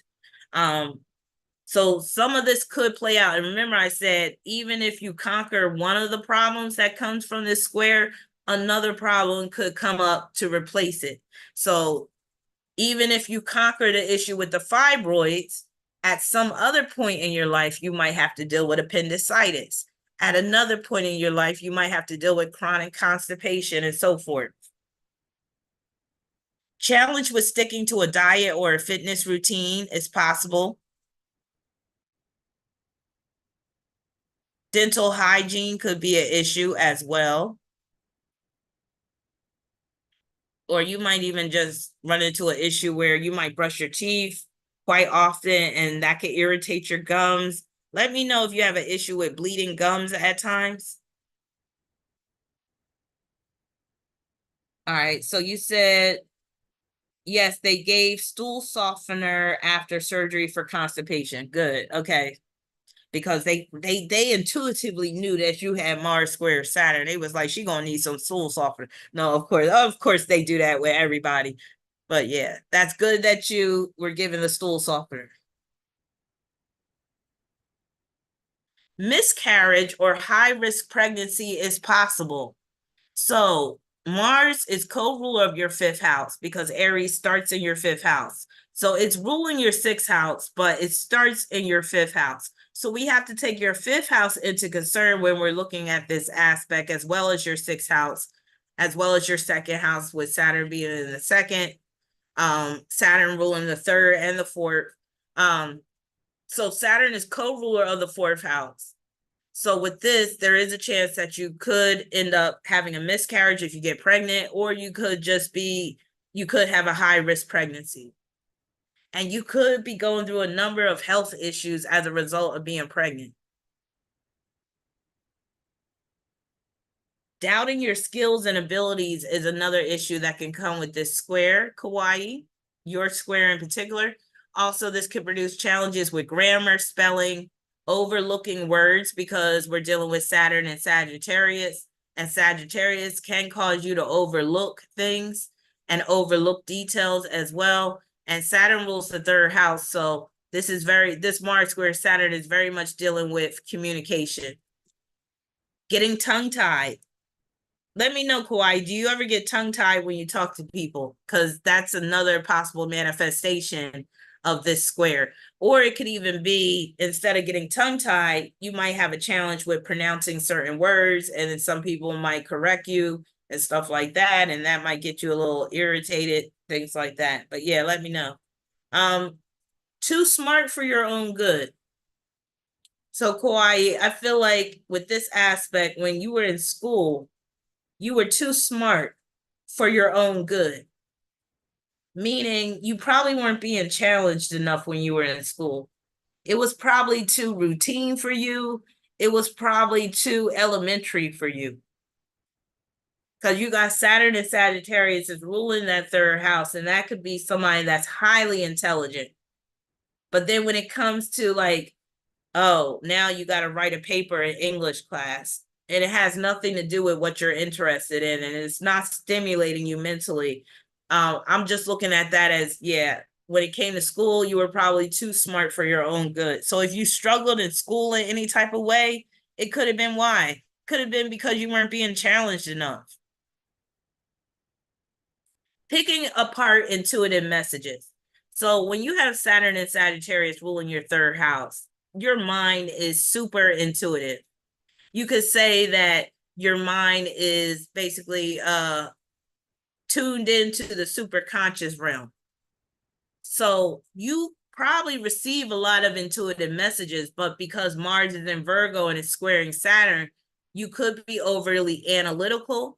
You could be picking these intuitive messages apart when the answer is right in front of you. So I would say trust your intuition more and tell that Mars and Virgo to shut up sometimes. Feeling responsible for other people's well-being is another one. And I know that you're in the healthcare field, so that could be part of it. You know, you feeling responsible for others' well-being. So let's say that you're dealing with a patient ends up dying, and you might feel like, oh, damn, was there something I could have did to prevent this? And more than likely, there was nothing you could have did. It was their time to pass, and basically, you know, you just got to deal with that. But when you got Mars square Saturn, you might take on too much responsibility of others, and you might feel like, wow, there could have been something I could have did to help or to, you know, prevent this. So try not to be too hard on yourself, especially when it comes to other people's well-being. Censorship is another one, especially with Saturn ruling your third house. So you could be either censoring yourself at times, or you could be censored by someone else. It could even be at work at times. You might be wanting to say something, but next thing you know, somebody's saying, shh, don't say that. Shh, you talking too loud or whatever. Or they'll be like, oh, you can't say that, or you can't do that anymore because, oh, don't write that down and stuff like that. Challenges with sticking to a budget. So this is where the money part comes in with Saturn being in the second house. When you have Saturn and Sagittarius in the second house, that's like your wants will not be denied, or what you want, you're going to have, even if it's going to break the bank. So Mars and Virgo square Saturn and Sagittarius can make it hard to stick to a budget.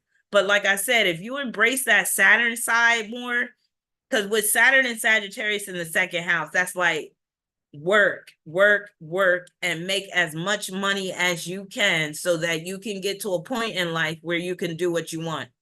So doing what you want has to take a back seat to work in this lifetime for you.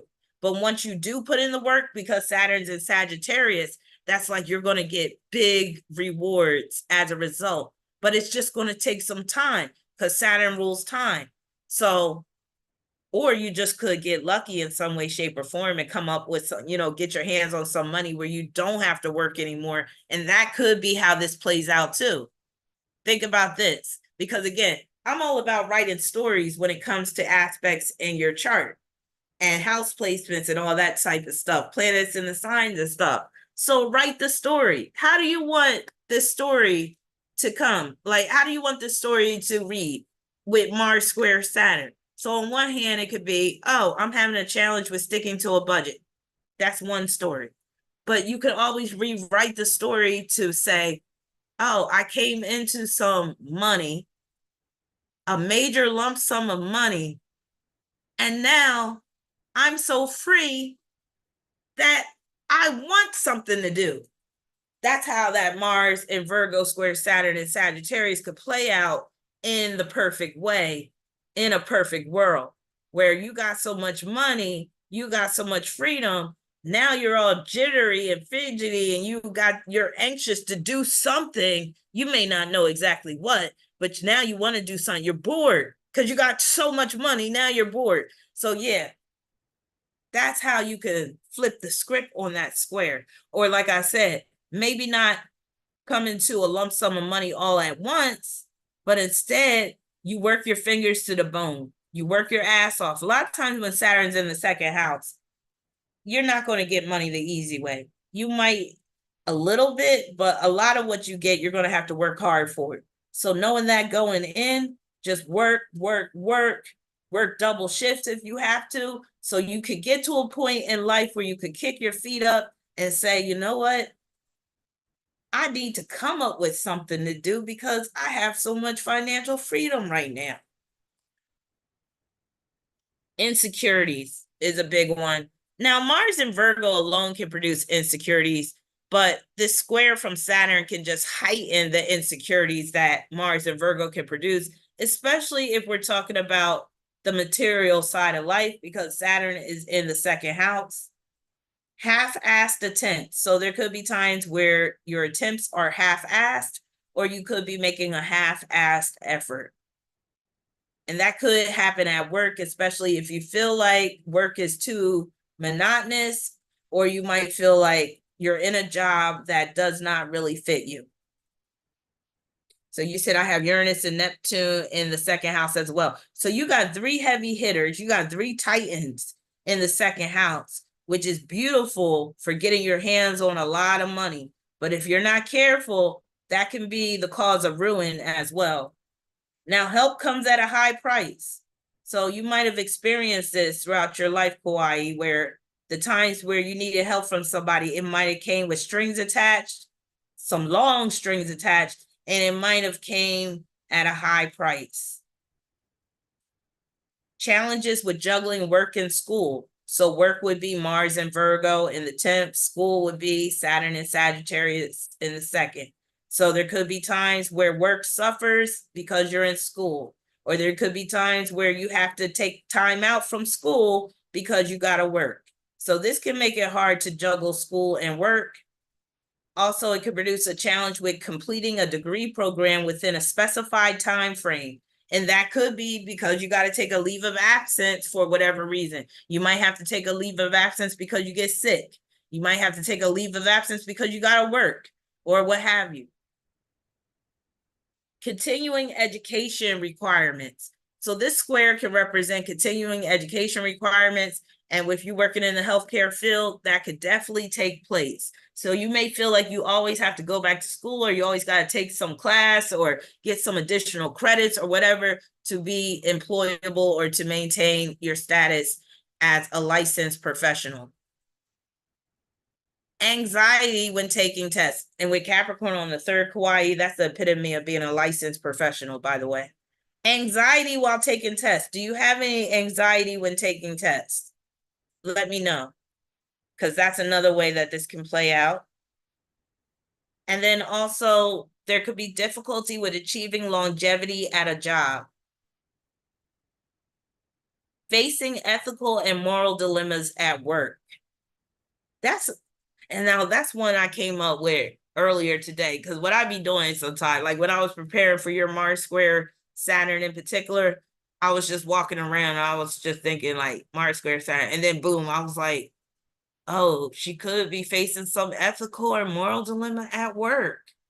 So that could happen at some point. And with you working in the healthcare field, I could see that being an issue. So you might be working at a hospital at some point, and you might not like the way the patients are being treated. And next thing you know, you're dealing with this dilemma, like, should I quit my job? Should I blow the whistle? What should I do? Quitting a job on principle. So there might be a time where you got to quit a job simply on principle. Again, it could be because you don't like the way they're treating the patients, or you don't like the way you're being treated, or it could be some other issue. Could be another pandemic creeps up, God forbid. But working in the healthcare field, you always have to be conscious of that possibility. Being monitored at work prompts you to break free. So if you happen to have a job at some point where your supervisor or your manager is always on your back, always monitoring you, always nitpicking you, That's when the rebellious side of you can really come out, and where you might just quit a job on the spot, Kawhi. You might be like, you know what? You could take this job and shove it right up your flat ass, that type of stuff. So, yeah, if you find that you're in a job where you are being micromanaged, because this is like a micromanagement type of aspect, then try to find a different job before you blow up at the person or before you just quit abruptly. Also, because Saturn's in the second house, you want to and Mars in the 10th, you want to double check your pay stubs. Let me know, Kauai, if you've ever received your pay stub and it was off, especially in terms of it not being enough money per the number of hours you worked. So definitely want to check your pay stubs, because you could be getting stiffed for some money, especially if you're working overtime.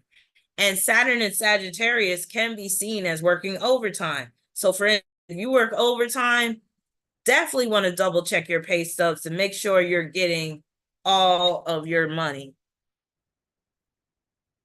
Unwillingness to submit. So Mars in Virgo is about submission. And this is where a guy could come in too. So with Mars in Virgo, you could get with a guy that wants you to be submissive. But then, due to the square involving Saturn and Sagittarius, it's going to be hard for you to submit. But this can even be at work or anybody in a position of authority where you're just unwilling to submit. All right, Kawhi, you said I did. I had to call my supervisor about the issue. Oh, was this about the pay stubs? Let me know if this is about the pay stubs, because I was saying a lot in a little bit of time. Yeah, so if you already had to deal with an issue with pay stubs, it may not be over. That might happen in the future. So again, definitely double check your pay stubs. Can be messy, disorganized, untidy, letting things pile up.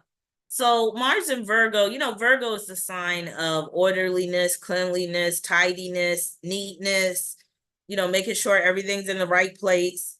But that damn Saturn and Sagittarius could be making it hard for you to be neat and tidy all the time. So things can quickly pile up when you got Mars and Virgo square and Saturn and Sagittarius. Now, if it's not you doing this, it could be somebody you live with, or if you have a man in the future, the man could have an issue with being tidy, letting things pile up, letting yourself go. So this is another one, especially with Mars being your chart ruler. And Virgo deals with grooming. So when you got that square involving Mars and Virgo and Saturn and Sagittarius, there could be times where you let yourself go, or you might be tempted to let yourself go. And this could be due to depression. There might be times where you don't even look in the mirror, like you can't even look in the mirror. Skipping steps or overlooking important details. Kawhi said, I make organized mess. I like that. That's a good, remember I said, yeah, you could always flip the script with these squares. And you could tell the story. You could tell your own story with these squares. So you just told the story, I make organized mess. I like it. Because you know what? Not everybody has to have things totally neat and tidy all the time. Some people just don't work well like that. And what I learned is people that are very creative, a lot of times their living space isn't going to be totally tidy and everything in where it's supposed to be and stuff like that. So yeah, if you have a problem with like keeping things straight and tidy, it could be because you're a highly creative person. Skipping steps or overlooking important details. That could be an issue that comes up from time to time. Challenges with travel. So when you go travel, and especially like outside the country or even like across the country, this country, like on a plane and stuff, there could be issues with itineraries, like sticking to the itinerary. There could be issues with lodging as well, with Saturn being co-ruler of the fourth house. So you could, like, you're the type of person where I would advise you to, if you're going to travel and you need to stay somewhere overnight, book a hotel don't book an Airbnb unless it's absolutely necessary, because there's a higher risk that you're taking when you book an Airbnb as opposed to booking with a reputable hotel. So you're somebody I would say don't even book an Airbnb. Because you would be the type of person where they got the hidden cameras and shit trying to watch you while you're taking a shower, or where the person comes in on you while you're in the shower talking about, oh yeah, I forgot something, or where there's just some other issue taking place where you get charged for like extra cleaning and stuff like that when you really didn't make the mess. Also, I don't know if you have any pets, Kawaii, but Virgo rules pets, cats, dogs, rabbits, whatever pet you have. Um, so with this, a pet could run away. With Sagittarius being the runaway, you could have a pet that runs away. A pet could get hit by a car because Saturn is ruling that third house. Poor baby. And then a pet could come with costly vet bills, especially if it's a dog. Those dogs always have to go to the vet. And then I think this is the last slide, and then we're going to get into the celebrities. Dealing with men who are inconsistent, inattentive, and ill-mannered. So this slide is about the type of men you can attract with this Mars square Saturn. So you could be dealing with men who are inconsistent, inattentive, and ill-mannered. You could deal with men who are messy, unkempt, issues with grooming, and hygiene. And know what? I'm gonna tell you what you can attract with this square. You can attract dudes that got them freeform dreads. You know what I'm talking about? I'm not a fan of the freeform dreads. Like I think Kodak Black has them. No, his is even more his is more like groomed. But I was actually going to post this on Patreon, and I might actually still do this. But there's this video of this guy that has these huge freeform dreads. He just has like 4 big chunks of hair hanging off his head. And I'm just thinking about how heavy that must feel. But yeah, you could attract those dudes that got like the freeform dreads, or just dudes that have a hard time grooming their hair, period, or they just may look unkempt. So Kawhi, you said I had a cat years ago, but he passed in my arms years ago. Oh, poor baby. And a man can have issues with hygiene. He may be leaving skid marks in his drawers. Dealing with men who can't keep a job. So, like, if you're dealing with a man in the future and he can't, it seems like he's struggling with keeping a job, just break up with him, because that's going to be a pattern. Dealing with men who have daddy issues. A man is hard to pin down. Promises much but fails to deliver. A man heightens your insecurities. So Mars and Virgo can produce insecurities alone. But with Mars square Saturn and Sagittarius, you could get with a man that's heightening your insecurities. Oh yeah, Tara, that's a good example. Like Jay-Z, the freeform, yeah, exactly. That's who she can attract, those type of dudes. Cause yeah, like the dude that I'm talking about that was on this video, it was one of those police cam videos. He had like 4 dreads, and they were all like, it was like they were like the diameter of Coke cans, soda cans.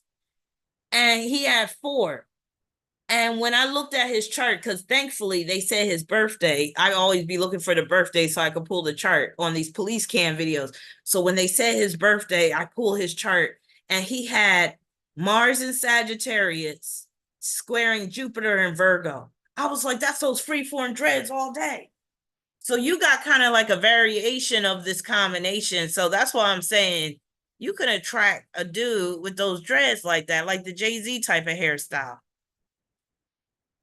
See, I'm old school. Give me a man with that conch in his hair. No, I'm just he don't gotta have the conch, but he need to have the Duke. Remember the Duke with the weight? No, he don't even need to have that. I like a man with hair that's low cut. Either it's a fade, or he just got a Caesar where it's totally low cut, or he's bald headed. Or I like a guy, if he has dreads, they have to be neatly done, but not too neat. I don't like when they're super neat and intricate because then I'm questioning your sexuality. But yeah, I like a dude where his hair is nicely groomed. I don't like this wild ass. And I've noticed there's a pattern with these dudes with these wild ass dreads. They seem to be the wildest when it comes to crime. They're crazy. But yeah, not all of them, some of them. But yeah, I'm very particular about a man's hair. But you know, some women to each their own. I'm just like, but yeah, I do like some nice waves though. I wish men would bring the wave caps back and the wave and all that. Men don't want to look polished no more, it seems. Even on that Pop the Balloon show, I'm looking at all these men. They're coming on this show looking bummy as hell. These men don't know how to dress anymore. And it's making me frustrated because I got Venus in Libra. So I'm very conscious of fashion and what people got on and what looks good and all that type of stuff. And these men, they be putting a hurting on my vision. Some of the clothes they be having on. Just like, this is how you came to represent yourself? Looking bummy as hell.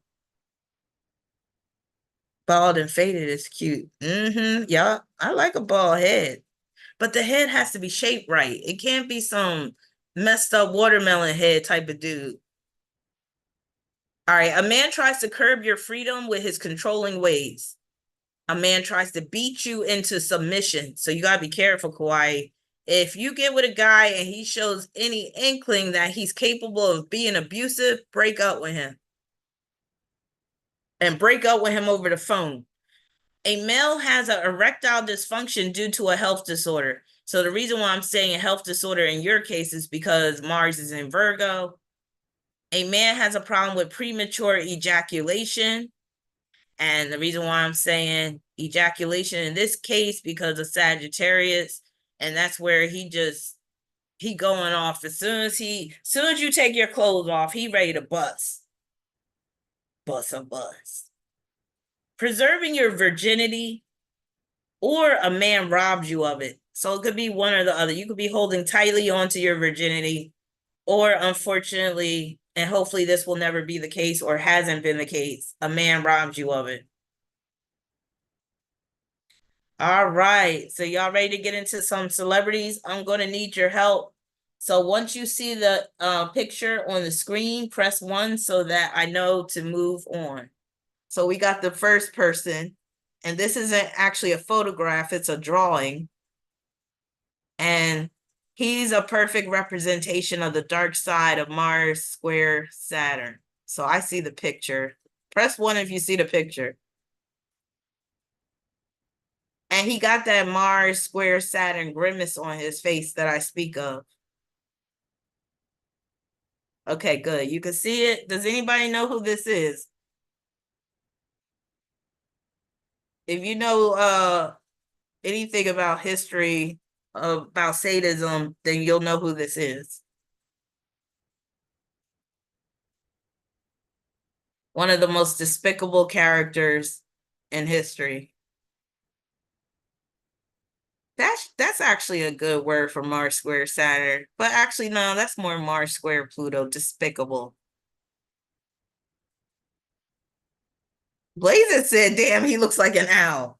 All right, so let's get into it. So this is Marquis de Sade. Marquis de Sade, he's the father of sadomasochism. So the whole term sadistic comes from him. That word Sade, short for sadistic.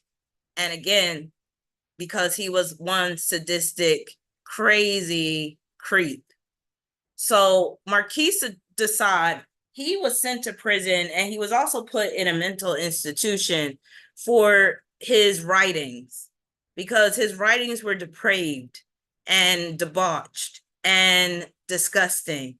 And I'm going to get into some of his quotes. So I'm not even going to read about details of his life. I'm going to let what the man said speak for itself. And you'll see how Mars square Saturn has played out in his life. So Marquis de Sade is a Scorpio rising with Pluto rising in Scorpio, Pluto in the 12th house, which makes a lot of sense because he was incarcerated. The Scorpio speaks volumes like about the sexual about just his focus on sex and his focus on filth. So he has Mars square Venus and Saturn, which just adds fuel to the fire, basically. All right. So Mars and Aries square Saturn and Cancer. Again, you could throw Venus in there with Saturn.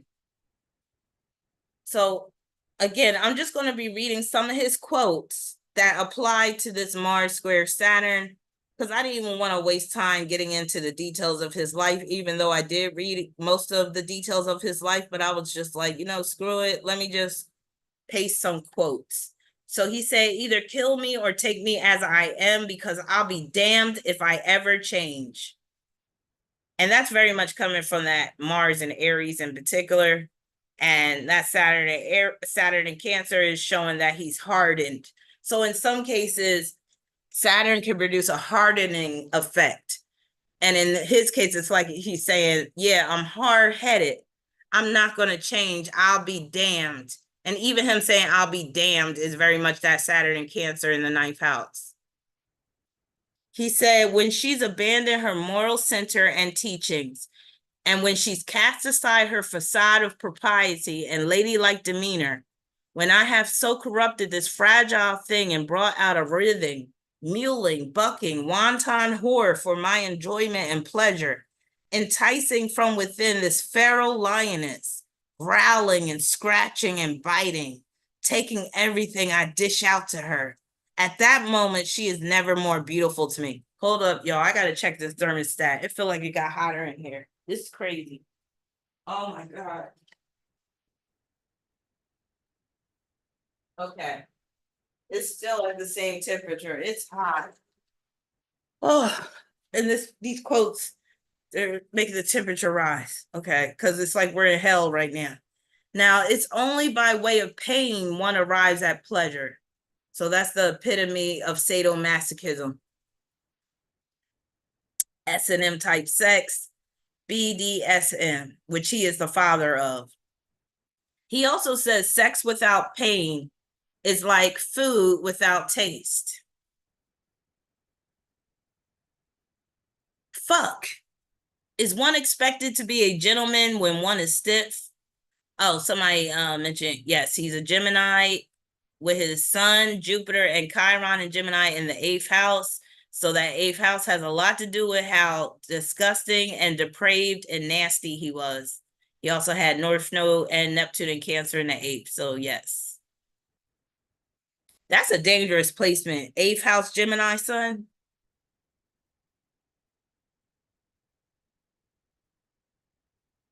All right. Sex without pain is like food without taste. He also said, fuck, is one expected to be a gentleman when one is stiff? He means when he's erect. If it is the dirty element that gives pleasure to the act of lust, then the dirtier it is, the more pleasurable it is bound to be. And remember, I said Mars square Saturn can deal with degrading sex acts. And he's all about degradation. To judge from the notions and degeneracy. To judge from the notions expounded by theologians, one must conclude that God created most men simply with a view to crowding hell. Now, he's so focused on God because his Venus and Saturn are in the 9th house. In the 9th house, that's the house of God. Beauty belongs to the sphere of the simple, the ordinary, whilst ugliness, remember I told you Mars square Saturn could represent ugliness, whilst ugliness is something extraordinary.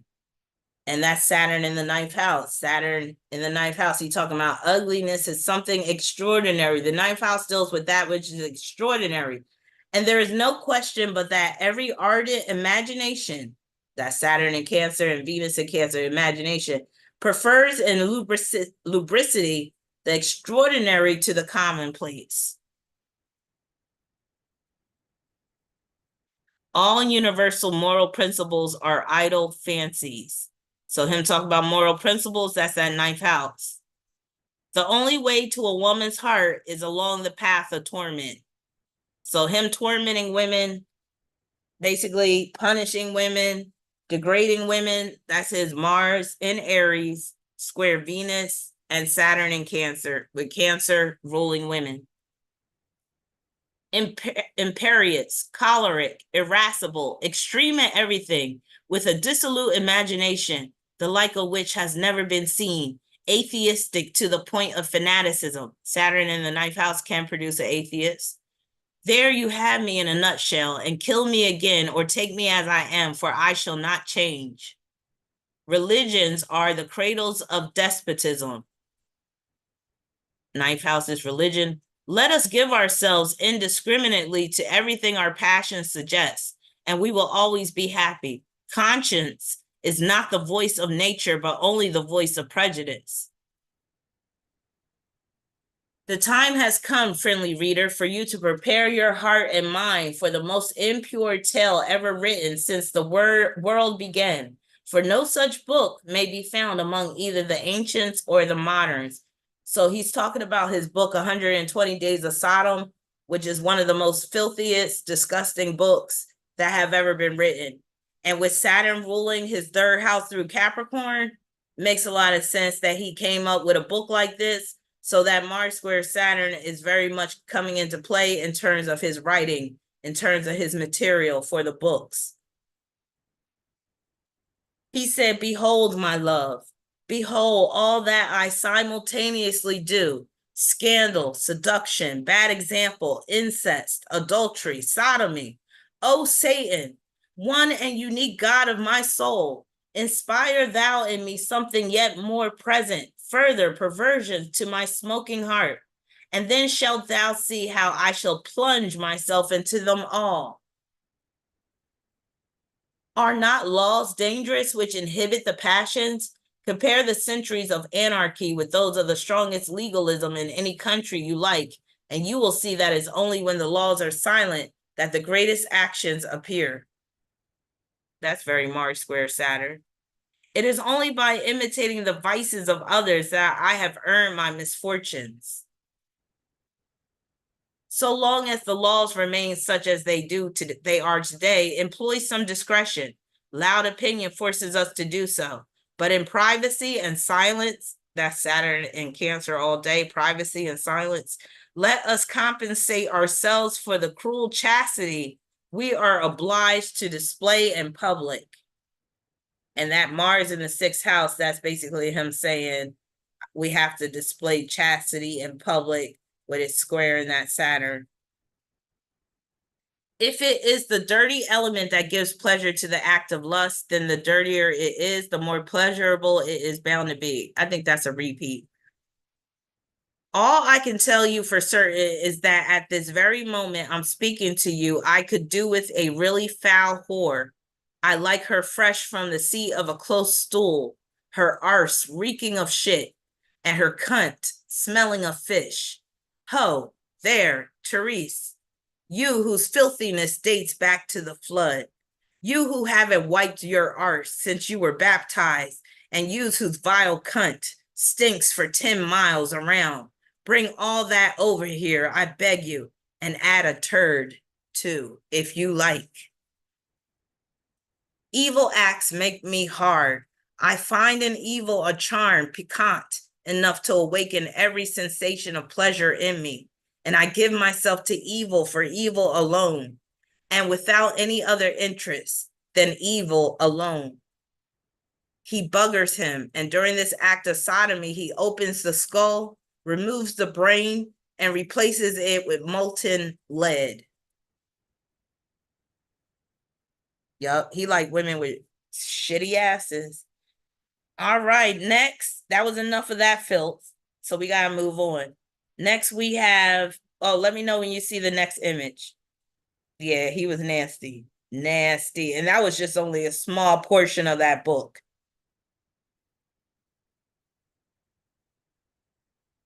And what we're doing is, or what I'm doing is, we're starting off going in from the early part of history, going into more modern times.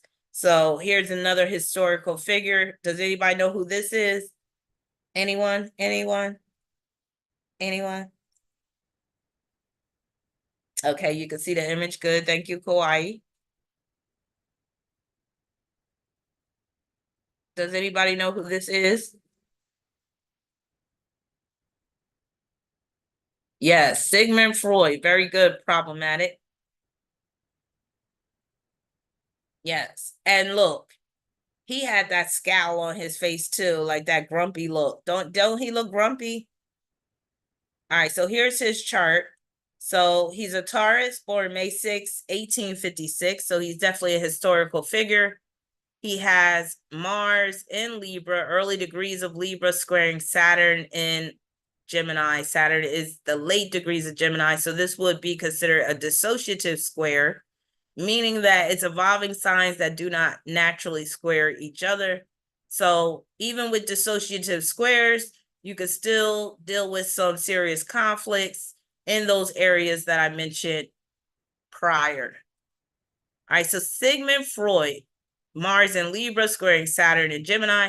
He was born with a call. A call, that's when some kids are born with the webbing on their face, or basically it's like some of the amniotic sac is still on their face. And that's supposed to be like a special sign, or that the kid is special, they're meant for a special purpose or whatever. So him being born with a call, and his mother saw it as a positive omen for the boy's future. So Saturn and Gemini, that can deal with like extra skin, or where it looks like you got a second skin, and Mars is dealing with his face. Let me go back up real quick and see something. Okay.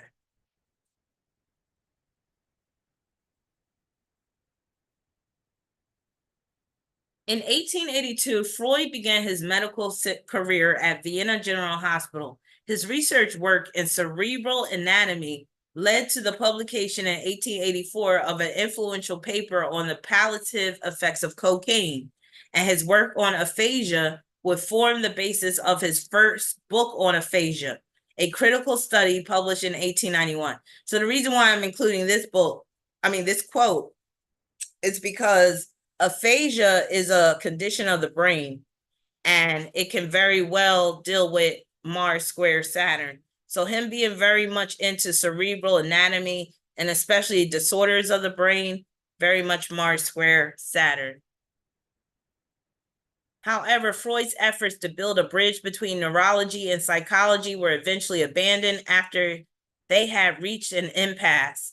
Remember, I said you could be stopped with Mars square Saturn. So that word impasse, that's basically like where you are inactive. You can't go any further. Remember, I said Mars square Saturn could be inactivity, but it could also be that stop and go type of thing. As his letters to Fleiss reveal, though some ideas of the project were to be taken up again in the concluding chapter of the interpretation of dreams. I wouldn't be surprised if Sigmund Freud felt like a failure his whole life. Because remember, I said Mars square Saturn can cause one to feel like a failure. Their friendship came to an acrimonious end, with Fleiss angry at Freud's unwillingness to endorse his general theory of sexual periodicity, and accusing him of collusion in the plagiarism of his work. After Fleiss failed to respond to Freud's offer of collaboration over the publication of the 3 essays on the theory of sexuality in 1906, their relationship came to an end. So this is dealing with a falling out with his friend over writing, which is very much dealing with that Saturn and Gemini, and the whole sexuality, that's Saturn and Gemini in the 8th house. And Freud, he was obsessed with sex, and that's dealing with that 8th house placement of Saturn. The decline in Freud's reputation has been attributed partly to the revival of feminism. So the whole revival of feminism, that's very much Mars in Libra. And then remember the decline in his reputation. Remember, I said Mars square Saturn can deal with a bad reputation. As a medical researcher, Freud was an early user and proponent of cocaine as a stimulant, as well as an analgesic. He believed that cocaine was a cure for many mental and physical problems, and in his 1884 paper on coca, he extolled its virtues. So this is another fail on his part. So I'm sure when the truth came out about cocaine, he really felt like a failure. The application as an anesthetic turned out to be one of the few safe uses of cocaine. And as reports of addiction and overdose began to filter in from many places in the world, Freud's medical reputation became somewhat tarnished. Remember, bad reputation, tarnished reputation, Mars square Saturn. After the cocaine episode, Freud ceased to publicly recommend the use of the drug, but continued to take it himself, occasionally for depression. And remember, I said Mars square Saturn can deal with depression, migraine. I said it could deal with headaches, and nasal inflammation. That's very Mars square Saturn as well.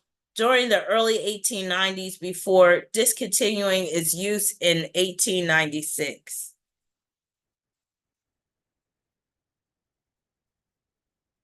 Uh-oh, what's going on here? Uh-oh, what's going on? Okay. Freud's theory of psychosexual. Oh, no. What just happened? I got to reshare my screen, y'all. It says, wow, that's scary. Okay. Oh my God, the whole PowerPoint closed down for some reason. Why? That's weird. Some weird things have been happening lately, like Mercury's retrograde, but it could be Saturn retrograde doing it. You never know.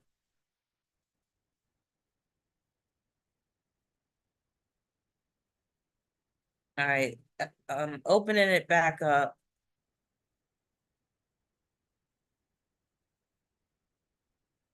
You know what it is? I think it's the heat. I think it's that hot, and my laptop's acting stupid because it's so hot. And we might have to do a part two because I got quite a few of these celebrities, and I might need to just give my laptop a rest. Okay.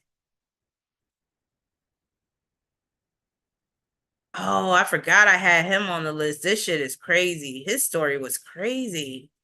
All right, let me reshare my screen.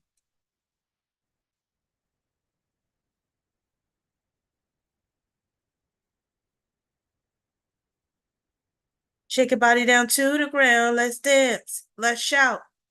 Shake your body down to the ground. Let's dance. Let's shout. All right.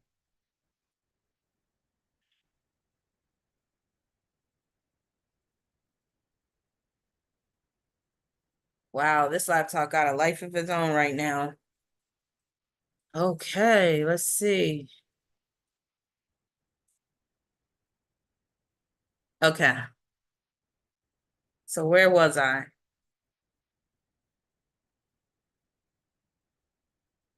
Okay, so Freud's theory of psychosexual development proposes that following on from the initial polymorphous perversity of infantile sexuality, the sexual drives pass through the distinct developmental phases of the oral, the anal, and the phallic. Though these phases then give way to the latency stage of reduced sexual interest and activity, from the age of 5 to puberty, approximately, they leave a perverse and bisexual residue which persists during the formation of adult genital sexuality.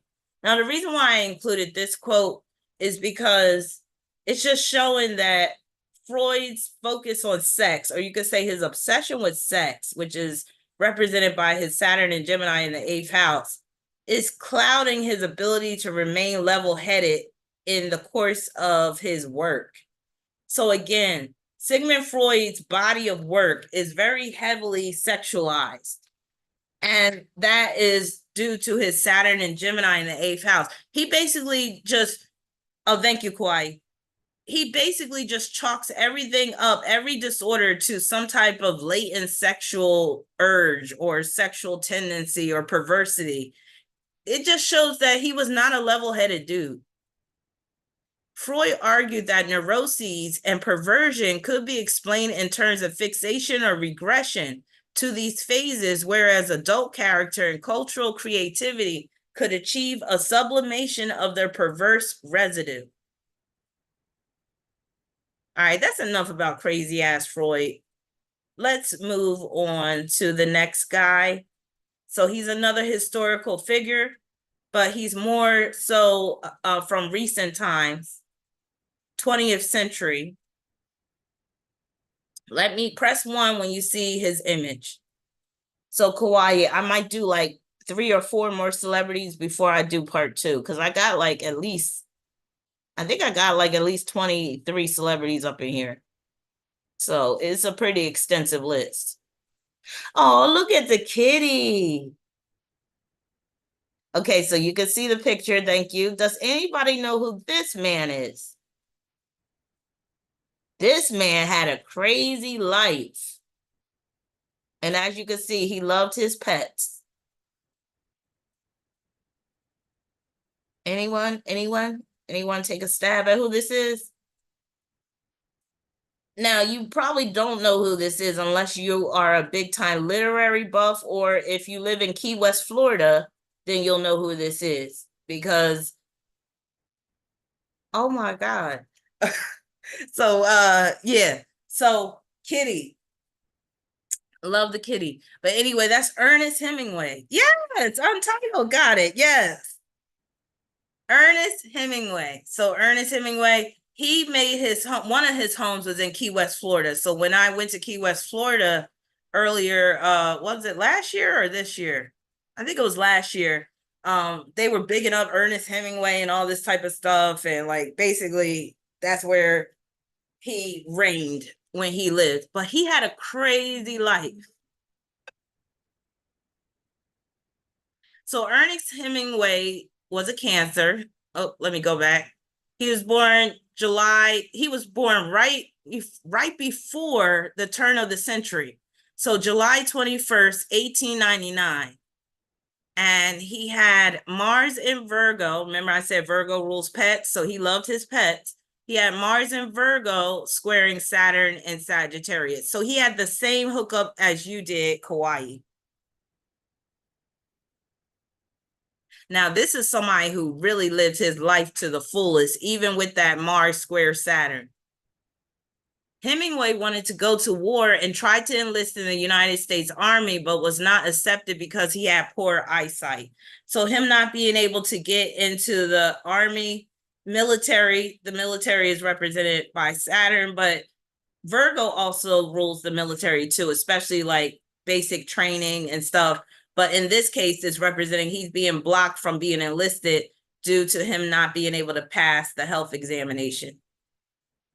He sustained severe shrapnel wounds to both legs, underwent an immediate operation at a distribution center, and spent 5 days at a field hospital before he was transferred for recuperation to the Red Cross Hospital in Milan. So him getting shot up in the legs is, or I think he was near a bomb when it blew up and the shrapnel entered his legs. So that's dealing with Mars square Saturn as well. So this is when he was serving in, he wasn't serving in the army, but he was able to be at war. I'm trying to think, like this man, he tried to insert himself into everything. I mean, everything. But yeah, so Hemingway could not really tell his parents what he thought when he saw his bloody knee. He was not able to tell them how scared he had been. In another country with surgeons who could not tell him in English if his leg was coming off or not. Now, Saturn rules the knee. So this is basically dealing with his bloody knee. Sagittarius rules blood. So when you got Saturn and Sagittarius, that's like you got a busted knee and it's getting all bloody. But you can also look at this as him having a challenge with walking. Naturally, he would if he had a busted up knee, and Sagittarius rules walking. So while recuperating, Hemingway fell in love. Saturn rules his fifth house. Fifth house is love and romance, with Agnes von Kurowski, a Red Cross nurse 7 years his senior. When Hemingway returned to the United States in January 1919, he believed Agnes would join him within months and the two would marry. Instead, he received a letter from her in March with news that she was engaged to an Italian officer. On December 6th, Hemingway was in New York visiting Bumby, about to board a train to Florida, when he received the news that his father, Clarence, had killed himself. Remember I said father dealing with violence? And in this case, it was self-inflicted.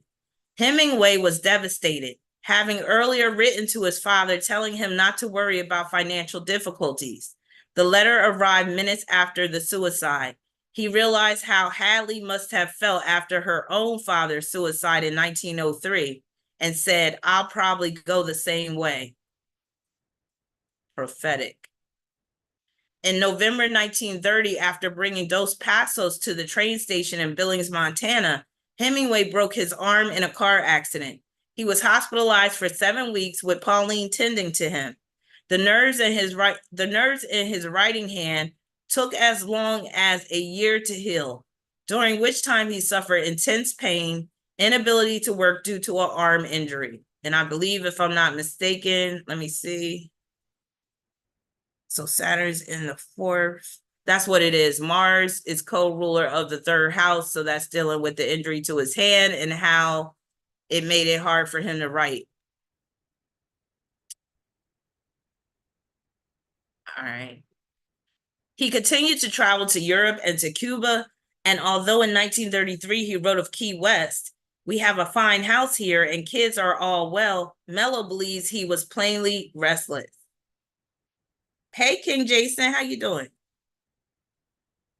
During these travels, Hemingway contracted amoebic dysentery that caused a prolapse intestine. Yo, that is the epitome of Mars square Saturn and Sagittarius, having a prolapse intestine, because Virgo rules the intestines. And with Sagittarius, Sagittarius could deal with something that comes out, something that bulges out. You know, basically, prolapse intestine basically means that some of his intestine was coming out his butthole. And he was evacuated by plane to Nairobi, an experience reflected in the snows of Kilimanjaro. When I say this man had like 9 lives, like he was getting injured all over the place. Martha had been forced to cross the Atlantic in a ship filled with explosives because Hemingway refused to help her get a press pass on a plane. And she arrived in London to find him hospitalized with a concussion from a car accident. Remember, I said Mars square Saturn can play out as concussions. Hemingway said he was out of business as a writer from 1942 to 1945. Remember, I said Mars square Saturn could deal with inactivity, basically stop and go. In a 1945 car accident, he smashed his knee and sustained another deep wound on his forehead. So him getting hit in the head and smashing his knee, both Mars square Saturn. And the fact that his Mars is in the 1st house, it makes sense why he was getting so many injuries. Because when you have a 1st house Mars, it's very easy for you to be injured. Hemingway sank into depression as his literary friends began to die.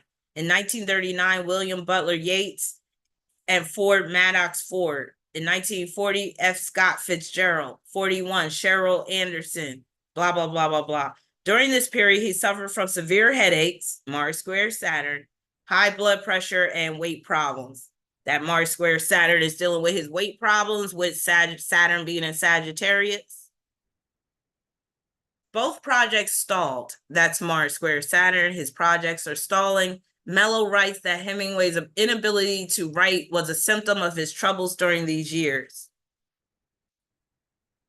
And he had a ruptured liver. That's very Mars square Saturn and Sagittarius, with Sagittarius ruling the liver. But Virgo has a lot to do with the liver as well. So both of those signs being in square with each other can very much play out as liver damage. Now, Hemingway was bedridden between late 1955 and early 1956. He was ordered to stop drinking so as to mitigate liver damage.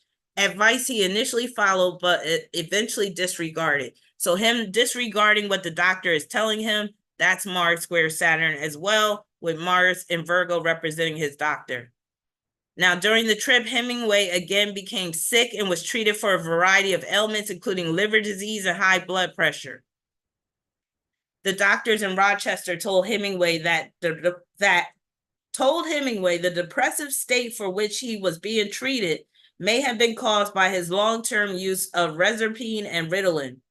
Of the ECT therapy, Hemingway told Hotchner, "What is the sense of ruining my head and erasing my memory, which is my capital, and putting me out of business? It was a brilliant cure, but we lost the patient. So basically, this means that he was given electroshock therapy, but then he was rendered incapacitated as a result, and now he can't write at all. Well, he was still able to write, but he wasn't writing as much. So Mary found him with a shotgun in the kitchen. So basically, he gets put into a mental institution because he started to lose his mind, but they tricked him. This is the crazy part. So he started to like show signs that he was mentally deteriorating, right? And he was too proud to admit that. So his friends and his wife got together with the doctor and they tricked him into thinking that he was going in for some type of, wait a minute, what was it? He was going in for some type of treatment, but instead they put him in a mental institution and gave him electroshock therapy. So when he gets out of the mental institution, his wife finds him in the kitchen with a shotgun. So then they put him back into the mental institution. Remember, his father killed himself with a gun. And remember, Ernest Hemingway said that he would probably go the same way as his father. So Hemingway underwent 3 electroshock treatments during that visit. He was released at the end of June and was home in Ketchum on June 30th. 2 days later, he quite deliberately shot himself with his favorite shotgun in the early morning hours of July 2nd, 1961. Myers writes that he unlocked the basement storeroom where his guns were kept, went upstairs to the front entrance foyer, pushed 2 shells into the 12-gauge Boss shotgun, and put the end of the barrel into his mouth, pulled the trigger, and blew out his brains. What a life. And I'm only reading just a small part of his life, but he lived his life to the fullest. And because he was so much about his work, that when he couldn't work anymore, he just decided to give the power over to Mars and shot himself, blew his head off. So again, this is like saying when you embrace too much of the side of Saturn, then you can end up really doing yourself a disservice. So again, with that Saturn and Sagittarius in the 4th house, like he's wanting to really live his life to the fullest and like live his life any way he feels, no holds barred, be this writer and writing as much as possible. And then when his mental started deteriorating, he felt useless. So he went the way of his father and blew his brains out. So here's a quote by him. He said, "Writing at its best is a lonely life. Organizations for writers palliate the writer's loneliness, but I doubt if they improve his writing. He grows in public stature as he sheds his loneliness, and often his work deteriorates. For he does his work alone, and if he is a good enough writer, he must face eternity or the lack of it each day." All right, let me know when y'all see the next picture.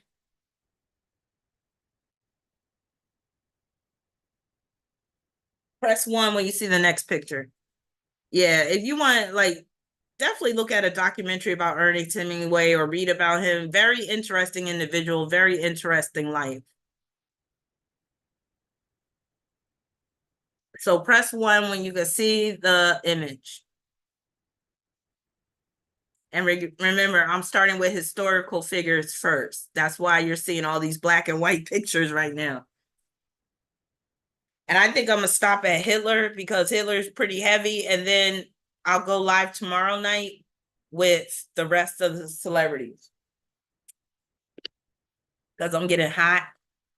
And actually, while I'm waiting for you to respond, somebody tell me who that is. I'm going to put a cherry Coke in the freezer. Hold on. Yeah, I have root beer, but sometimes I like to mix it up with cherry Coke. Hold on.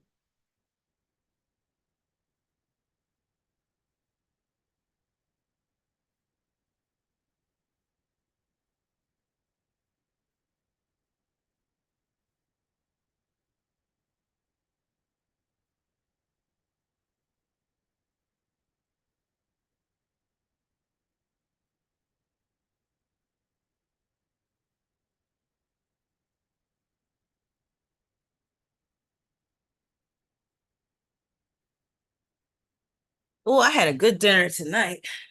My daughter treated me to the Angry Crab Shack. I don't know if y'all have any Angry Crab Shacks in y'all areas, but I had some fried shrimp, Cajun fries. Um, we shared a appetizer platter that had like these jalapeno hush puppies, onion rings. What else? It was like the small little fried shrimp. Oh, that was good. The only thing I didn't like was the coleslaw because the coleslaw wasn't seasoned. It just tastes like cabbage. I was like, what the hell? It's easy to make good coleslaw. What are y'all doing? But no, it was really good. I still got a lot left, but I won't be eating it tonight because it's too late. But yeah, that was a good meal. All right, so y'all, I nobody wrote who this was. Who are we looking at right now? Somebody said the first Trump. Everybody knows who this is. We're dealing with Adolf Hitler with the ugly ass mustache. You know what? He looks like one of those blue nosed pit bulls, don't he? Isn't that what they call them? Those gray pit bulls with the blue eyes. He looks like a pit bull for real. Okay. Now, before I get into Hitler, I do have to say this. And I don't know if this person's in the chat. I don't know if they're a subscriber to my channel, but every now and then I'll notice that somebody posted a comment to one of my videos, and someone posted a comment on I think it was Sun opposition Saturn. And I think when I was talking about Joseph Mengele or whatever, and I mentioned that Capricorn rules the Jews, and this person wrote a comment and they were like, where did you see it? Where did you read that Capricorn rules the Jews? I was looking all over and I don't read it anywhere. I don't see it and all this type of stuff. Well, honestly, I can't remember where I read that, but I have so many astrology books. A lot of these books are out of print. I've studied so many years about astrological topics. When I tell you that Capricorn rules the Jews, trust and believe what I say. Now, I can't give you the exact quote or what book I got that from when I was studying astrology many years ago and all this type of stuff, but just trust me on this one. Capricorn rules the Jews. So I can't remember what your name is that wrote that comment on my video. And I think it was Sun opposition Saturn. And you were questioning my judgment when I said Capricorn rules the Jews. But we're looking at the chart of Adolf Hitler right now. And Jews was a big theme in Adolf Hitler's life because he had it in for the Jews. He wanted to exterminate the Jews. And look, Adolf Hitler has a Capricorn stellium in his chart.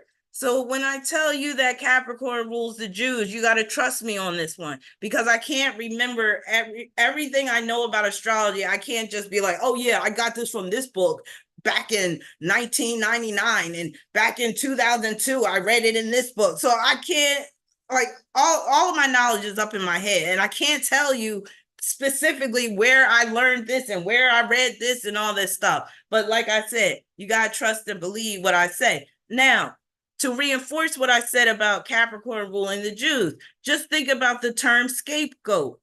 When they have their holiday, the Passover, they have this tradition where they have this scapegoat, and basically the scapegoat is taking responsibility for all their evil deeds that they've done in that year period or whatever. It goes back, ages with them. That whole scapegoat, Capricorn is the goat. Let's be real. So Capricorn is also the sign of business and industry, and Jews have historically been at the top of the food chain when it comes to business and industry. It just is what it is. We can even throw in there the Black and Jewish connection, right? When it came to Hollywood and stuff, even the music industry, Black music has always been managed by Jews. The color black is ruled by Capricorn, and Capricorn rules the Jews. And Black people and Jews in this country have a special relationship, especially when we're dealing with the entertainment industry. Hello, Jimmy Ivan, and what was that? Jerry Yeller, and all those. Clyde Davis, he's a Jewish guy too. Let's be real. But anyway, I just wanted to throw it out there. I've been dying to talk about this because, again, that person wrote that comment on my video, and I was like, the next time I talk about something dealing with the Jews, I gotta, explain myself further so that this person understands why I'm saying what I'm saying.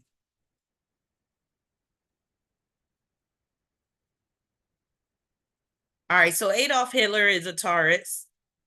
So he got Mars in Taurus. Remember, I called Taurus the cult leader.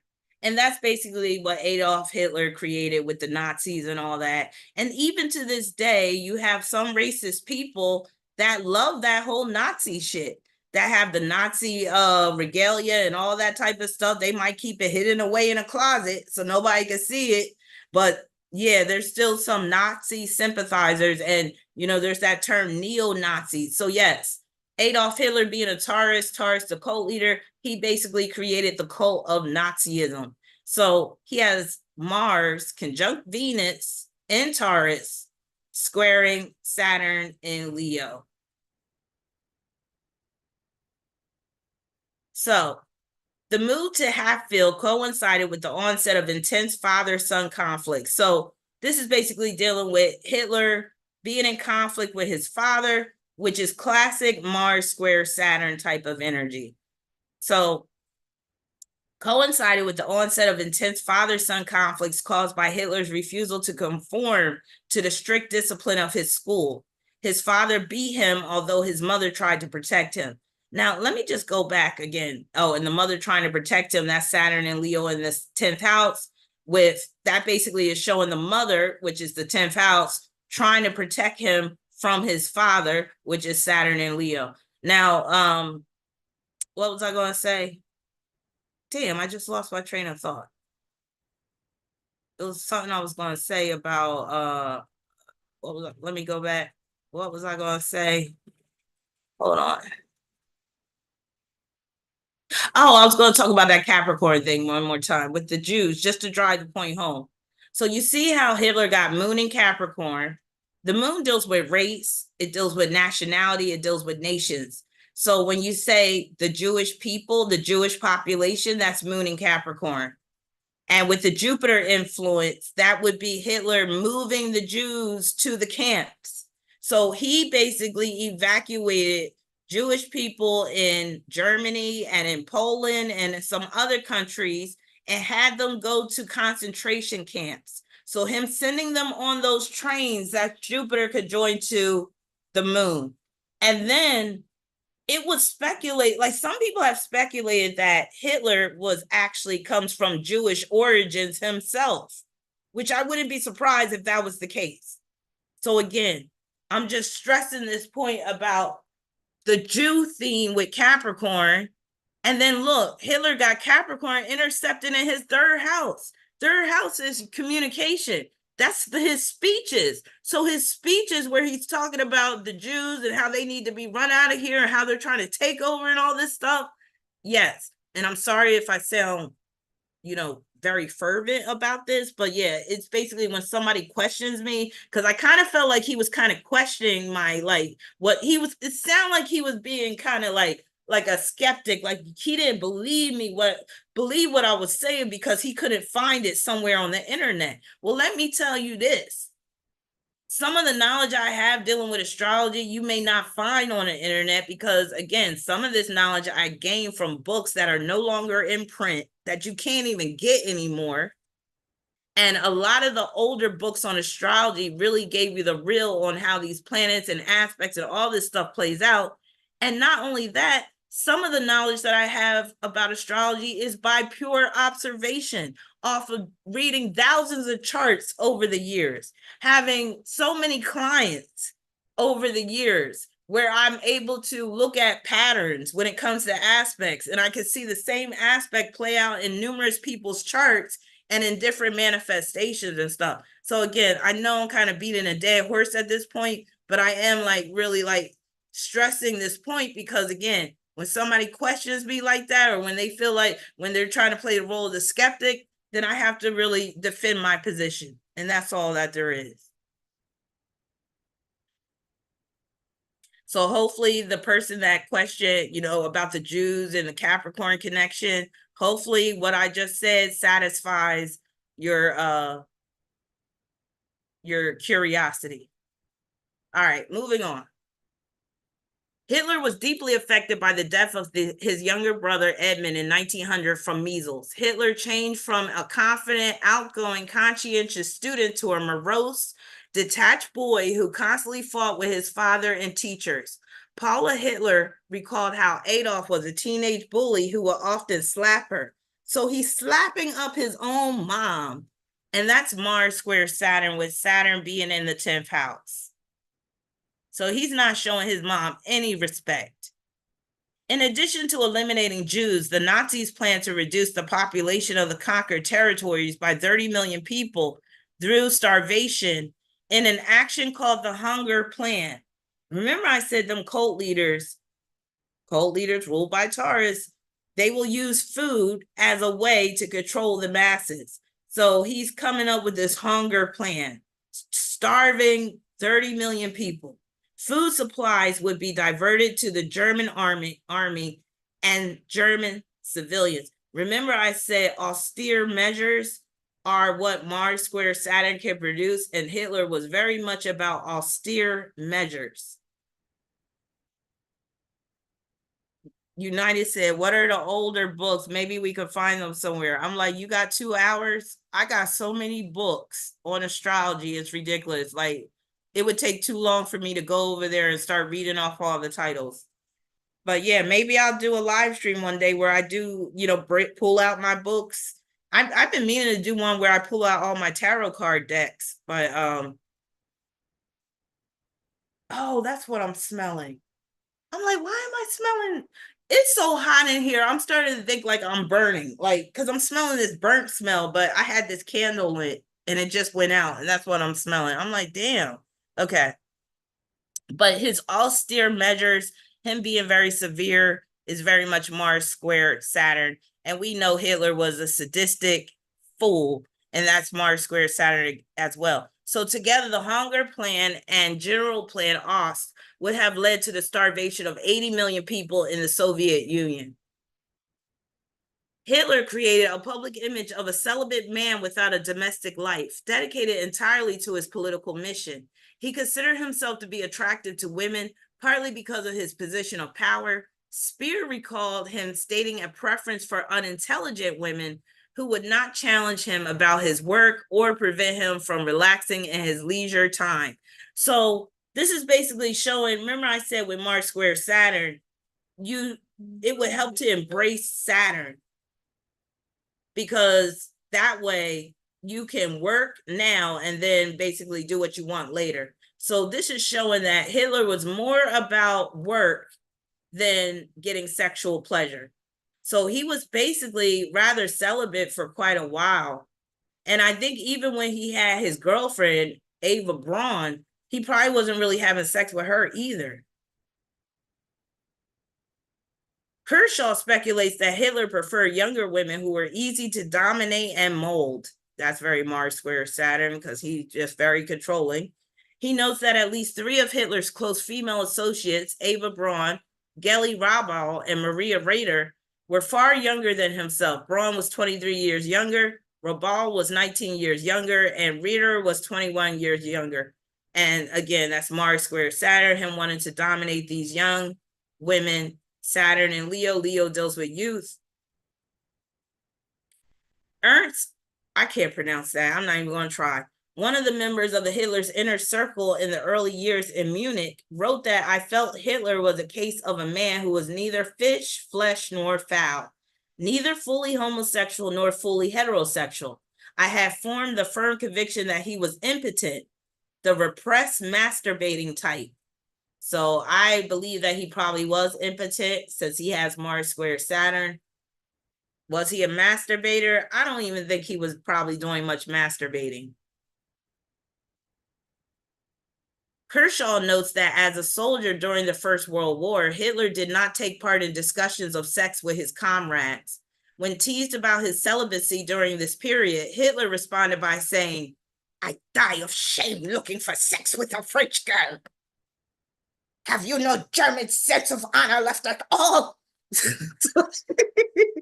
So in his mind, I guess to be looking for sex was a sign of weakness or whatever. So yeah, he basically was not even for it. When asked by a comrade if he ever loved a girl, Hitler replied, I've never had time for anything like that. I'll never get around to it. So yeah, you see how he's saying he don't have time for anything like that. That's Mars square Saturn, with him embracing more on the Saturn side. Hitler was deeply attached to his half-niece, Jelly Robbal, 19 years his junior. She began living at his residence after her mother became Hitler's housekeeper in 1925. Although the exact nature and extent of their relationship is unknown, Kershaw describes it as a latent sexual dependence. It was rumored among contemporaries that they were in a romantic relationship. Gelly committed suicide with Hitler's gun in his Munich apartment in September 1931. Her death was a source of deep, lasting pain for Hitler, but I bet you he drove her to commit suicide. His secretary, Charles Young, stated that during the war, Hitler telephoned Braun every day. He was concerned for her safety. When she was staying in the Munich home he had bought her. Young further asked Hitler once why he never married. Hitler replied, I wouldn't have been able to give enough time to my wife. So again, he's admitting he wouldn't have enough time, or he wasn't willing to give enough time, and that's very much Mars square Saturn, with Saturn ruling time. Hitler told her that he did not want children, as they would have had a very hard time because they expected to possess the same gifts as their famous parents, and they can't be forgiven for being mediocre. So he knew he would be hard on his children. That's why he didn't want to have them.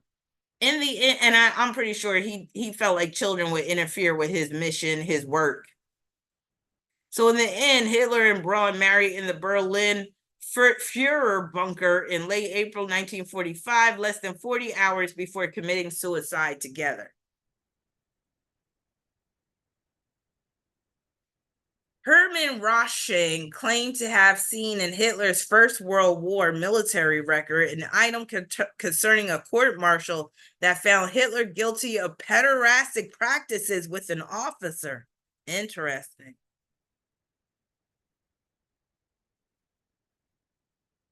Rosching also claimed that in Munich, Hitler was found guilty of a violation of paragraph 175, which dealt with pederasty.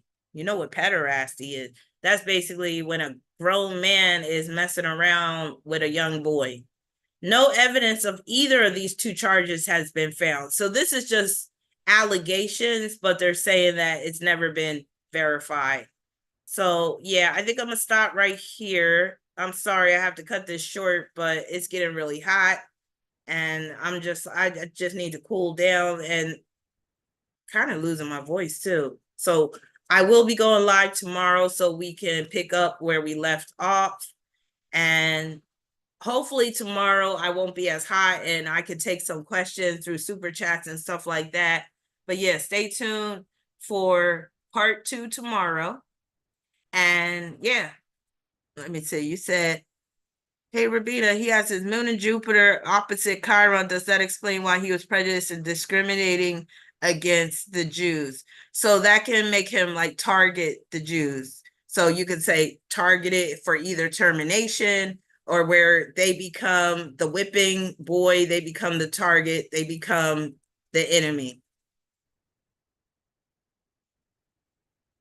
Oh no, I'm gonna be live tomorrow, D-Star, and I'll be getting into the Necronomicon guy. I love that you recognized him. And you too, Untitled, you recognized Lovecraft. Yes, I'll be getting into him too. So, like I said, I'm still on the historical figures part. Lovecraft is going to be the first one I start off with.